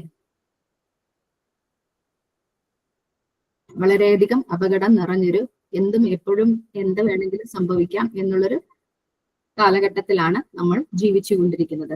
പാരിസ്ഥിതിക ആരോഗ്യ അപകട സാധ്യതയെ ഒരു സാമൂഹിക നിർമ്മാണമായി അദ്ദേഹം കണക്കാക്കുന്നു. പാരിസ്ഥിതിക ആരോഗ്യ അപകട സാധ്യത ഒരു സാമൂഹിക നിർമ്മാണം, സോഷ്യലി കൺസ്ട്രക്ട് ചെയ്യപ്പെട്ട ഒരു അപകടമാണ്. എന്ത്? പാരിസ്ഥിതികവും ആരോഗ്യകരമായിട്ടുള്ള ഇപ്പോഴും നടക്കുന്ന അപകടങ്ങളെല്ലാം എന്തിൽ നിന്നാണ്? സാമൂഹികമായിട്ട് സൃഷ്ടിക്കപ്പെട്ടതാണെന്നുള്ള സാമൂഹിക നിർമ്മിതിയാണെന്നാണ് അദ്ദേഹം അഭിപ്രായപ്പെടുന്നത്. ഇനി മാനുഫാക്ചർഡ് റിസ്ക്, അത് എന്താണ് മാനുഫാക്ചർഡ് റിസ്ക് എന്ന് പറഞ്ഞാൽ? ഉണ്ടാക്കിയെടുത്ത റിസ്ക്, നിർമ്മിച്ച അപകട സാധ്യതകൾ, അതും അദ്ദേഹം ആവിഷ്കരിച്ചിട്ട് ഒരു ആശയമാണ്. അതായത് മനുഷ്യരുടെ പ്രവൃത്തിയുടെ ഫലമായി ഉത്പാദിപ്പിക്കപ്പെടുന്ന അപകടമാണ് മാനുഫാക്ചർഡ് റിസ്ക്. ഇത് വലിയ തോതിൽ ആഗോളപരമായി കണ്ടുവരുന്നുണ്ട്. മാനുഫാക്ചർഡ് റിസ്ക് അതായത് മാൻമെയ്ഡ് ഡിസാസ്റ്റേഴ്സ് ഉണ്ടാകുന്നതിന്റെ വളരെ വലിയ ഒരു കാരണം എന്താണ്? മനുഷ്യൻ നിർമ്മിച്ചെടുത്ത ഈ അപകടമാണ്. അത് മനുഷ്യന്റെ അശാസ്ത്രീയമായ ഇടപെടലുകൾ മൂലം സംഭവിച്ച ഈ പ്രശ്നങ്ങളിൽ ഒന്നാണ് ഈ മാനുഫാക്ചർഡ് റിസ്ക് എന്ന് പറയുന്നത്. ഇത് ആണവ അല്ലെങ്കിൽ രാസജനിതക വ്യവസായ മേഖലയിലെ പുതിയ സാങ്കേതിക വിദ്യകൾ കാരണം അപകട സാധ്യതയുള്ള ഒരു സമൂഹം രൂപപ്പെടുത്തി കൊണ്ടിരിക്കുകയാണ്. ഇപ്പോഴും അപകട സാധ്യത കൂടുന്ന ഒരു സമൂഹത്തെയാണ് രൂപപ്പെടുത്തിക്കൊണ്ടിരിക്കുന്നത്. ഇപ്പോഴും നമ്മൾ പലപ്പോഴും ഇന്ന പ്രശ്നങ്ങൾ ഉണ്ടെന്ന് പറയുമ്പോഴും അതിനുള്ളൊരു സൊല്യൂഷൻ കൊണ്ടുവരാനായിട്ട് ഇതുവരെ നമുക്ക് കഴിഞ്ഞിട്ടില്ല. ഇത്ര വർഷത്തിനുള്ളിൽ ഇത്ര ഗ്രീൻ ഹൗസ് എമിഷൻ കൊടുന്ന് കുറയ്ക്കും എന്നൊക്കെ പറയുമ്പോഴും വലിയ തോതിലൊന്നും ഒരു മാറ്റങ്ങളും കൊണ്ടുവരാനായിട്ട് കഴിഞ്ഞിട്ടില്ല. അപ്പം നമ്മൾ എന്നാൽ അതിൽ കൂടുതൽ പൊല്യൂഷൻ നമ്മൾ ഭൂമിയിലേക്ക് കൊടുത്തുകൊണ്ടേയിരിക്കുന്നുണ്ട്. അപകടം ക്രിയേറ്റ് ചെയ്തുകൊണ്ടേയിരിക്കുന്നത് പല സ്ഥലങ്ങളിലും നമുക്ക് ഡിസാസ്റ്റർ ആയിട്ട് കാണാൻ പറ്റുന്നുണ്ട്. അപ്പോ ഇങ്ങനെ ഈ ഒരു പോക്ക് നമ്മൾ കൂടുതൽ പോയി കഴിഞ്ഞാൽ നമുക്ക് എന്താണ് സംഭവിക്കുക? ടോട്ടൽ ഡിസ്ട്രക്ഷൻ ആയിരിക്കും സംഭവിക്കുക. ആർക്കും നിലനിൽപ്പില്ല. പിന്നെ രാജ്യം പിന്നെ ബൗണ്ടറിയുടെ ഒന്നും ഒരു ആവശ്യമേ വരുന്നില്ല, അല്ലെ? മൊത്തത്തിലുള്ളൊരു അപകടം ഉണ്ടാകാനുള്ളൊരു സാധ്യതയാണ് ഈ ഒരു ഇതിൽ കാണുന്നത്. അതാണ് മാനുഫാക്ചർഡ് റിസ്ക് എന്ന് പറയുന്നത്. നമ്മൾ ക്രിയേറ്റ് ചെയ്യുവാണ് ഒരു മാനുഫാക്ചർഡ് റിസ്ക് സൊസൈറ്റിയാണ് ഇപ്പോൾ ക്രിയേറ്റ് ചെയ്തുകൊണ്ടിരിക്കുന്നതെന്ന് അദ്ദേഹം ആന്റണി ഗിഡൻസ് അഭിപ്രായപ്പെടുന്നു. അപ്പൊ ഇത്രയാണ് നമ്മളുടെ ഈ പ്രധാനമായിട്ടുള്ള കാര്യങ്ങൾ. നമ്മൾ ഇന്നിപ്പോ പഠിച്ചതിന്റെ ഈ സെക്കൻഡ് യൂണിറ്റിന്റെ ഒന്നുകൂടെ ഒന്ന് നോക്കാം. ശരിക്കും ഈ ഒരു പരിസ്ഥിതി ആശങ്കകൾ നമ്മളുടെ ഒരു സമൂഹത്തിൽ ഒരു ലോകത്ത് വന്നു തുടങ്ങിയത് ഒരു 70കളോടെയൊക്കെയാണ്, 1970കളോടെയാണ്. അതിനു മുമ്പൊന്നും വലിയ തോതിലൊന്നും ഇതിനെ ഒന്ന് അഡ്രസ്സ് ചെയ്യപ്പെട്ടിരുന്നില്ല, പാരിസ്ഥിതിക പ്രശ്നങ്ങളെ പറ്റിയൊന്നും. സാമൂഹ്യ ശാസ്ത്രത്തിന് സാമൂഹിക ശാസ്ത്രവുമായി ബന്ധപ്പെടുത്തി ഇതിനെ അഡ്രസ്സ് ചെയ്യപ്പെട്ടത് 1970കൾക്ക് ശേഷമാണ്. ഇനി കാൾ മാർക്സ് എന്ന് പറയുന്ന മുതലാളിത്തത്തെ, കാൾ മാർക്സിന്റെ നമ്മൾ പറഞ്ഞു, അത് കാൾ മാർക്സ് മുതലാളിത്തത്തെ എന്തുമായിട്ട് ബന്ധപ്പെടുത്തിയിട്ടുണ്ട്? പാരിസ്ഥിതിക തകർച്ചയുമായി ബന്ധപ്പെടുത്തി ഉപാപചയ വിള്ളൽ അവതരിപ്പിച്ചു, മെറ്റബോളിക് റിഫ്റ്റ് എന്ന് നമ്മൾ പറഞ്ഞു. അതുപോലെ തന്നെ എമിലി ഡർക്കെയിമാണ് പാരിസ്ഥിതിക ഘടകങ്ങളെ അംഗീകരിച്ചെങ്കിലും സമൂഹത്തെ പ്രകൃതിയിൽ നിന്നും വേർപെടുത്തിയാണ് അദ്ദേഹം സംസാരിച്ചിട്ടുള്ളത്. സമൂഹത്തെ പ്രകൃതിയിൽ നിന്നും മാറ്റി നിർത്തിയാണ് എമിലി ഡർക്കെയിം സംസാരിച്ചിട്ടുള്ളത്. പിന്നെ അതുപോലെ തന്നെ മാക്സ് വെബർ ആണെങ്കിൽ അദ്ദേഹത്തിന്റെ റാഷണാലിറ്റി അല്ലെങ്കിൽ യുക്തിവൽക്കരണത്തെ കുറിച്ച് പറയുമ്പോൾ ചർച്ച ചെയ്യുന്നത് പ്രകൃതിയിൽ നിന്ന് മനുഷ്യനെ അകറ്റുന്നതിൽ എന്തിന് പ്രാധാന്യം ഉണ്ടെന്നുള്ളതാണ്. ആധുനികവൽക്കരണത്തിന്, മോഡേണൈസേഷന് പങ്ക് അദ്ദേഹം എടുത്തു കാണിക്കുന്നുണ്ടായി. മനുഷ്യനെ പ്രകൃതിയിൽ നിന്നും അകറ്റുന്നതിൽ മോഡേണൈസേഷന് പല പങ്കും ഉണ്ടെന്ന് പറയുന്നുണ്ട്. അതുപോലെ തന്നെ ടാൽക്കോ പാഴ്സൺ പറയുന്നത് അദ്ദേഹത്തിന്റെ റൈറ്റിംഗ്സിൽ നിന്നും വളരെ ഡയറക്റ്റ് അല്ലെങ്കിൽ പോലെയും മനസ്സിലാക്കുന്നത് സാമൂഹിക വ്യവസ്ഥകളിൽ പാരിസ്ഥിതിക സ്വാധീനം നിർവചിക്കുകയും സുസ്ഥിരതയ്ക്കായി പാരിസ്ഥിതിക മൂല്യങ്ങൾ ആന്തരികവൽക്കരിക്കുകയും ചെയ്യുന്നു എന്നാണ് പറയുന്നത്. അതായത് സാമൂഹിക വ്യവസ്ഥകളില് പാരിസ്ഥിതിക സ്വാധീനം അത് പലതരത്തിൽ നിന്നും പറഞ്ഞല്ലോ. സോഷ്യൽ സിസ്റ്റത്തെ പറ്റി പറഞ്ഞപ്പോഴും അദ്ദേഹം പ്രകൃതിയെ പറ്റി പറയുകയുണ്ടായി. അതുപോലെ തന്നെ സുസ്ഥിരതയ്ക്കായി പാരിസ്ഥിതിക മൂല്യങ്ങൾ ആന്തരികവൽക്കരിക്കണം എന്നുള്ള ഒരു കാര്യം കൂടി പറയുന്നുണ്ട്. ഇനി ആന്റണി ഗിഡൻസ് പറഞ്ഞതിൻ്റെ അകത്ത് വ്യവസായവൽക്കരണത്തെ പാരിസ്ഥിതിക പ്രതിസന്ധികളുമായി ബന്ധിപ്പിക്കുന്ന ജീവിത രാഷ്ട്രീയം, അപകട സാധ്യതയുള്ള സമൂഹം ഉൽപ്പാദിപ്പിക്കുന്ന അപകട സാധ്യതകൾ എന്നിവ അദ്ദേഹം എടുത്തു കാട്ടിയിട്ടുണ്ട്. അദ്ദേഹത്തിന്റെയാണ് വളരെയധികം കോൺട്രിബ്യൂഷൻസ് നമുക്ക് എൻവയൺമെന്റുമായി ബന്ധപ്പെടുത്തി നമുക്ക് നിലവിൽ പോകുന്നത്.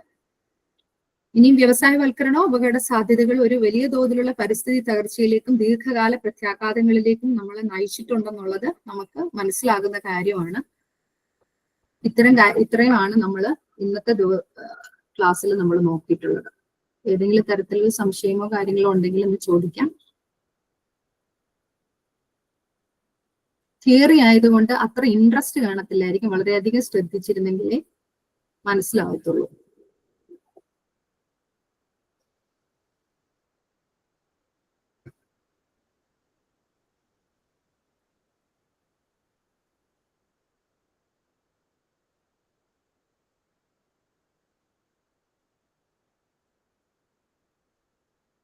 എന്തെങ്കിലും ചോദിക്കാണ്ടോ?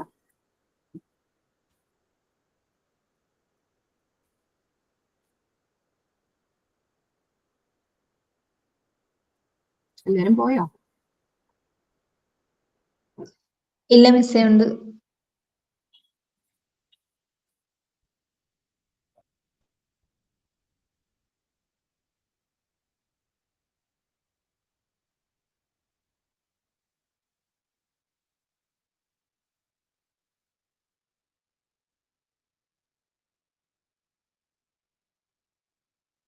നിങ്ങൾ ഇനി ആ ഒരു ടെക്സ്റ്റും കൂടെ കിട്ടിയിട്ട് നിങ്ങളൊന്ന് വായിച്ചു നോക്കുമ്പോഴേ നിങ്ങൾക്ക് വ്യക്തമാവത്തുള്ളൂ. കുറച്ചൊന്ന് ശ്രദ്ധിച്ച് പഠിക്കേണ്ട ഒരു ഭാഗമാണ് തിയറി.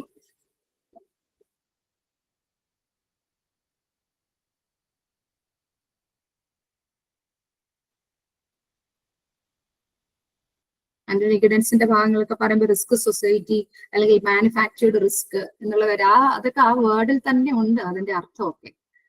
നിങ്ങൾ കുറച്ചും കൂടി ഒന്ന് ശ്രദ്ധിച്ചാൽ മതി. വായിക്കുമ്പോൾ ഒന്ന് ശ്രദ്ധിച്ചു പോയാൽ എഴുതാൻ പറ്റുന്ന കാര്യങ്ങളൊക്കെ തന്നെയാണ്. പരിസ്ഥിതി ആകുമ്പോൾ നമുക്ക് ഇൻട്രസ്റ്റ് ഉള്ള ഒരു ഭാഗം കൂടിയാണല്ലോ. അപ്പൊ കുറച്ചും കൂടി ഓർത്തിരിക്കാനായിട്ട് സാധ്യത കൂടുതലാണ്.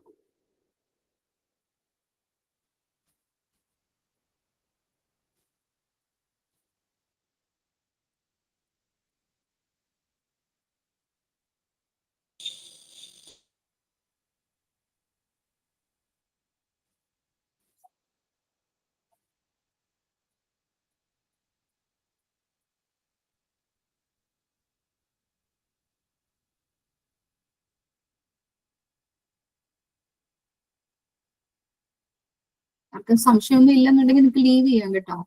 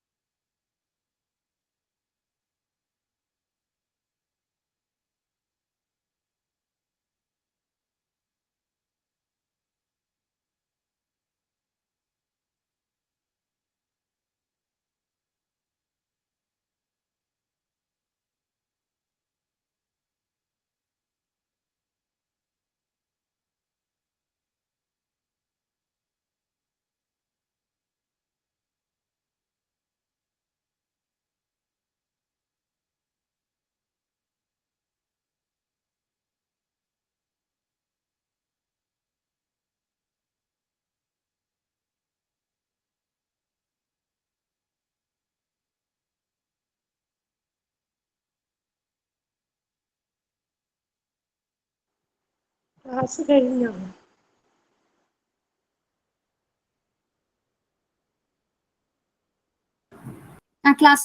ക്ലാസ് കഴിഞ്ഞല്ലോ. അതനുസരിച്ച് ക്ലാസ് കഴിഞ്ഞ് നിങ്ങൾക്ക് ആർക്കെങ്കിലും സംശയം ഉണ്ടെങ്കിൽ ചോദിക്കാം, അല്ലെങ്കിൽ ലീവ് ചെയ്യാം. 9 മണി വരെയാണ് ഇട്ടിരുന്നത്, അതുകൊണ്ടാ ചോദിച്ചത്. എന്താണ്? 9 മണി ഇട്ടാണ് ചോദിച്ചത്. ആ, കേട്ടില്ല. 9 മണി വരെയാണ് അതെ, ഓൺലൈൻ ക്ലാസ്. 6 മണി മുതൽ 9 മണി വരെയാണ് ക്ലാസ് ഉണ്ടെന്ന് പറഞ്ഞിട്ടുണ്ടായത് ടൈം ടേബിളില്. Okay okay okay. അതുകൊണ്ട് ആ കഴിഞ്ഞോ അതുകൊണ്ടാണ് ഒരു ഡൗട്ട് ഉണ്ടായിരുന്നു. അതെ, നമ്മൾ ഇന്നിപ്പോ കഴിഞ്ഞ ദിവസമൊക്കെ മഴയായിട്ട് പെട്ടെന്ന് ഇടിയൊക്കെ പോയല്ലോ. ഇനി ഇൻ കേസ് അത് ബ്ലോക്ക് ആയി പോയാൽ, അത് ബ്രേക്ക് ആയി പോയാൽ അറിയില്ലല്ലോ. അതുകൊണ്ടാണ് കുറച്ച് വേഗത്തിൽ ഞാൻ എത്തിച്ചത്. ഓക്കെ. അല്ലെങ്കിൽ നമ്മള് ക്ലാസ് എടുത്തിട്ട് പകുതിയായിട്ട് ആ പോർഷൻ പിന്നെ കിടക്കില്ല. ഇന്നല്ലേ 2 ബ്ലോക്കും തീർക്കണം എന്ന് പറഞ്ഞിരുന്നത്. ഓക്കെ ടീച്ചർ, നമുക്ക് പുസ്തകം ഇല്ലാത്തതുകൊണ്ട് ഒരു ബുദ്ധിമുട്ടുണ്ട്, അത്രേ ഉള്ളൂ. ടെക്സ്റ്റിന്റെ അല്ലേ? നല്ല ബുദ്ധിമുട്ടുണ്ട്. അത് എന്താ വെച്ചാല് മാം പറയുന്ന സമയത്ത് നമുക്കൊന്ന് അണ്ടർലൈൻ എങ്കിലും ഇടാനുള്ള ഒരു നമുക്ക് അതിപ്പോ നമ്മളോടും ക്ലാസ് എടുക്കാൻ പറയുമ്പോൾ പെട്ടെന്നാണ് പറയുക. അപ്പോൾ നമുക്കൊരു PPT പ്രിപ്പയർ ചെയ്യാനുള്ള ഒരു ടൈം കിട്ടുന്നില്ല. ഇല്ലെങ്കിൽ ഞാൻ PPT പ്രിപ്പയർ ചെയ്യായിരുന്നു. അതാവുമ്പോൾ നിങ്ങൾക്ക് കുറച്ച് എളുപ്പം ഉണ്ടായിരുന്നു. നിങ്ങൾക്ക് അത് നോക്കുമ്പോഴേ മനസ്സിലാകുമായിരുന്നു. ഇപ്പൊ എനിക്ക് അതിനുള്ളൊരു ടൈം കിട്ടുന്നുണ്ട്. മാമിന് ഇപ്പൊ ഇത് കിട്ടുന്നുണ്ടോ, ഇതിന്റെ ടെക്സ്റ്റ്? ഇല്ല, അത് മൊത്തത്തിലുള്ള ടെക്സ്റ്റിന്റെ അങ്ങനെയല്ല. ഇപ്പൊ അതില് ഇന്നലെ ഡെസ്കിൽ പോയിട്ടാകുമ്പോ അതില് ഫസ്റ്റ് ബ്ലോക്കിന്റെ നിങ്ങൾക്ക് തരുന്ന പോലത്തെ ടെക്സ്റ്റ് ആയിട്ടില്ല, നോട്ട്സ് ആയിട്ടില്ല. ഇല്ലെങ്കിൽ ഞങ്ങൾ അത് സ്ക്രീൻഷോട്ടും എടുത്തിട്ട് അതിനെ ട്രാൻസ്ലേറ്റ് ചെയ്തിട്ടെങ്കിലും ഒന്ന് നോക്കാന്ന് വിചാരിച്ചിട്ടുണ്ടായി. പക്ഷെ പറ്റുന്നില്ല, അതിലില്ല മാം ഇന്ന് പഠിപ്പിച്ചതൊന്നും. അതെ, നമുക്കൊരു ഷോർട്ട് പീരീഡിൽ ആകുന്നത് നമുക്ക് ഇതൊന്ന് പ്രിപ്പയർ ചെയ്യാനുള്ളൊരു PPT ആയിട്ട് പ്രിപ്പയർ ചെയ്യാൻ, ഒരു നോട്ട്സ് ആയിട്ട് തരാൻ വേണ്ടിയിട്ട് സമയം കിട്ടും.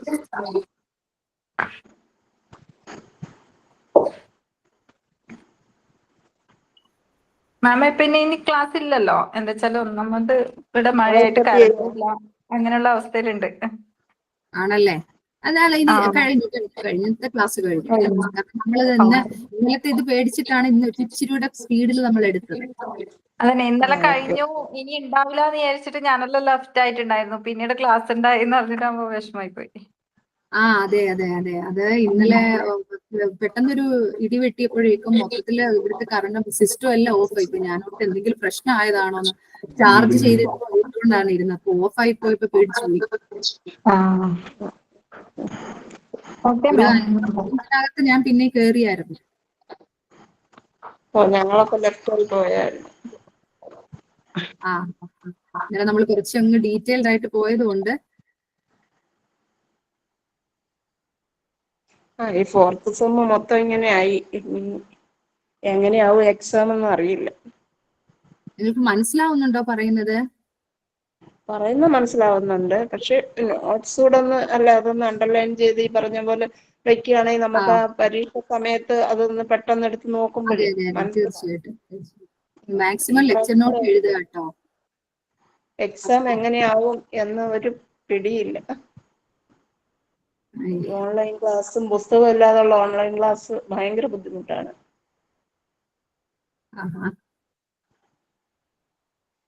അടുത്ത സെമ്മിൽ അതിന്റെ ഓൺലൈൻ ഉണ്ടാവില്ലെന്നാ പറഞ്ഞ്. ഇനി എന്താവുമെന്ന് അറിയില്ല. അടുത്ത സെമ്മിന്, ഇപ്പൊ 5ാമത്തെ സെമ്മിലെ 5th സെമ്മിൽ ഉണ്ടാവില്ല എന്നാണ് പറഞ്ഞത്. എന്നാൽ ഈ സെമ്മ് നമുക്ക് കംപ്ലീറ്റ് ചെയ്ത് നമുക്ക് എക്സാം എഴുതണ്ടേ? അതൊരു വലിയ ബുദ്ധിമുട്ടിലേക്ക് മാറിക്കൊണ്ടിരിക്കുകയാണ്. ഉടനെ നിങ്ങൾക്ക് മറ്റേ നോട്ട്സിന്റെ കിട്ടും എന്നാണ് തോന്നുന്നത്. അല്ല, നോട്ട്സ് കിട്ടിയാലും അല്ല ടെസ്റ്റ് കിട്ടിയാലും ഞങ്ങൾക്ക് എന്താ പറയുന്നത് മനസ്സിലാകത്തില്ല. കാരണം ഓൺലൈൻ ക്ലാസ് കഴിഞ്ഞല്ലോ. ഇനിയിപ്പോ അതിനകത്ത് നോക്കുമ്പോൾ ഒരുപക്ഷെ മനസ്സിലാകണമെന്നില്ല. ഓ ഓക്കെ ഓക്കെ. ഞാൻ ഈ ഒരു മനസ്സിലാവുന്നില്ല. കഴിഞ്ഞ ക്ലാസ്സിന്റെ ടെസ്റ്റ് എല്ലാം കിട്ടിയിട്ടുണ്ട്. അതിനൊന്നും അത് നോക്കുമ്പോഴത്തേക്കും മനസ്സിലായില്ല അല്ലേ? നമുക്കൊന്നും മനസ്സിലാവുന്നില്ല. Okay okay. ഈ ഒരു ആശങ്ക ഞാൻ അവരോട് അറിയിക്കാം. അതെ അതെ അതെ അതെ. ഇതിനു മുമ്പ് ലാസ്റ്റിലെങ്കില് ഒരു ഓൺലൈൻ ക്ലാസ് മാറ്റിയെങ്കിൽ ലാസ്റ്റിലെങ്കിലും വീണ്ടും അല്ലാതെ ഇതേപോലെ ഓഫ്ലൈൻ തന്നെ ക്ലാസ് വരുവാണ്. ഓഫ്ലൈൻ ആണ് വേണ്ടതല്ലേ? അതെ അതെ അതെ. ആ ഓക്കെ ഓക്കെ. അല്ല, ലാസ്റ്റിലെ ഒന്ന് ഓടിച്ചെങ്കിലും ഒരു ഓഫ്ലൈൻ ക്ലാസ് വെക്കുവാണെങ്കിൽ വലിയ ഉപകാരമായിരുന്നു. പുസ്തകങ്ങളെല്ലാം കിട്ടിക്കഴിഞ്ഞിട്ടേ പരീക്ഷ എക്സാം ശരി. ടൈമിലൊന്നും. ആ എന്തായാലും ടീച്ചർ ഞങ്ങളുടെ ആശങ്കയൊന്ന് പറഞ്ഞിടുക. തീർച്ചയായിട്ടും തീർച്ചയായിട്ടും. Okay teacher. ഓക്കെ, അപ്പോൾ all the best. Okay sir. Thank you ma'am. Good night. Okay, you're welcome. Good night.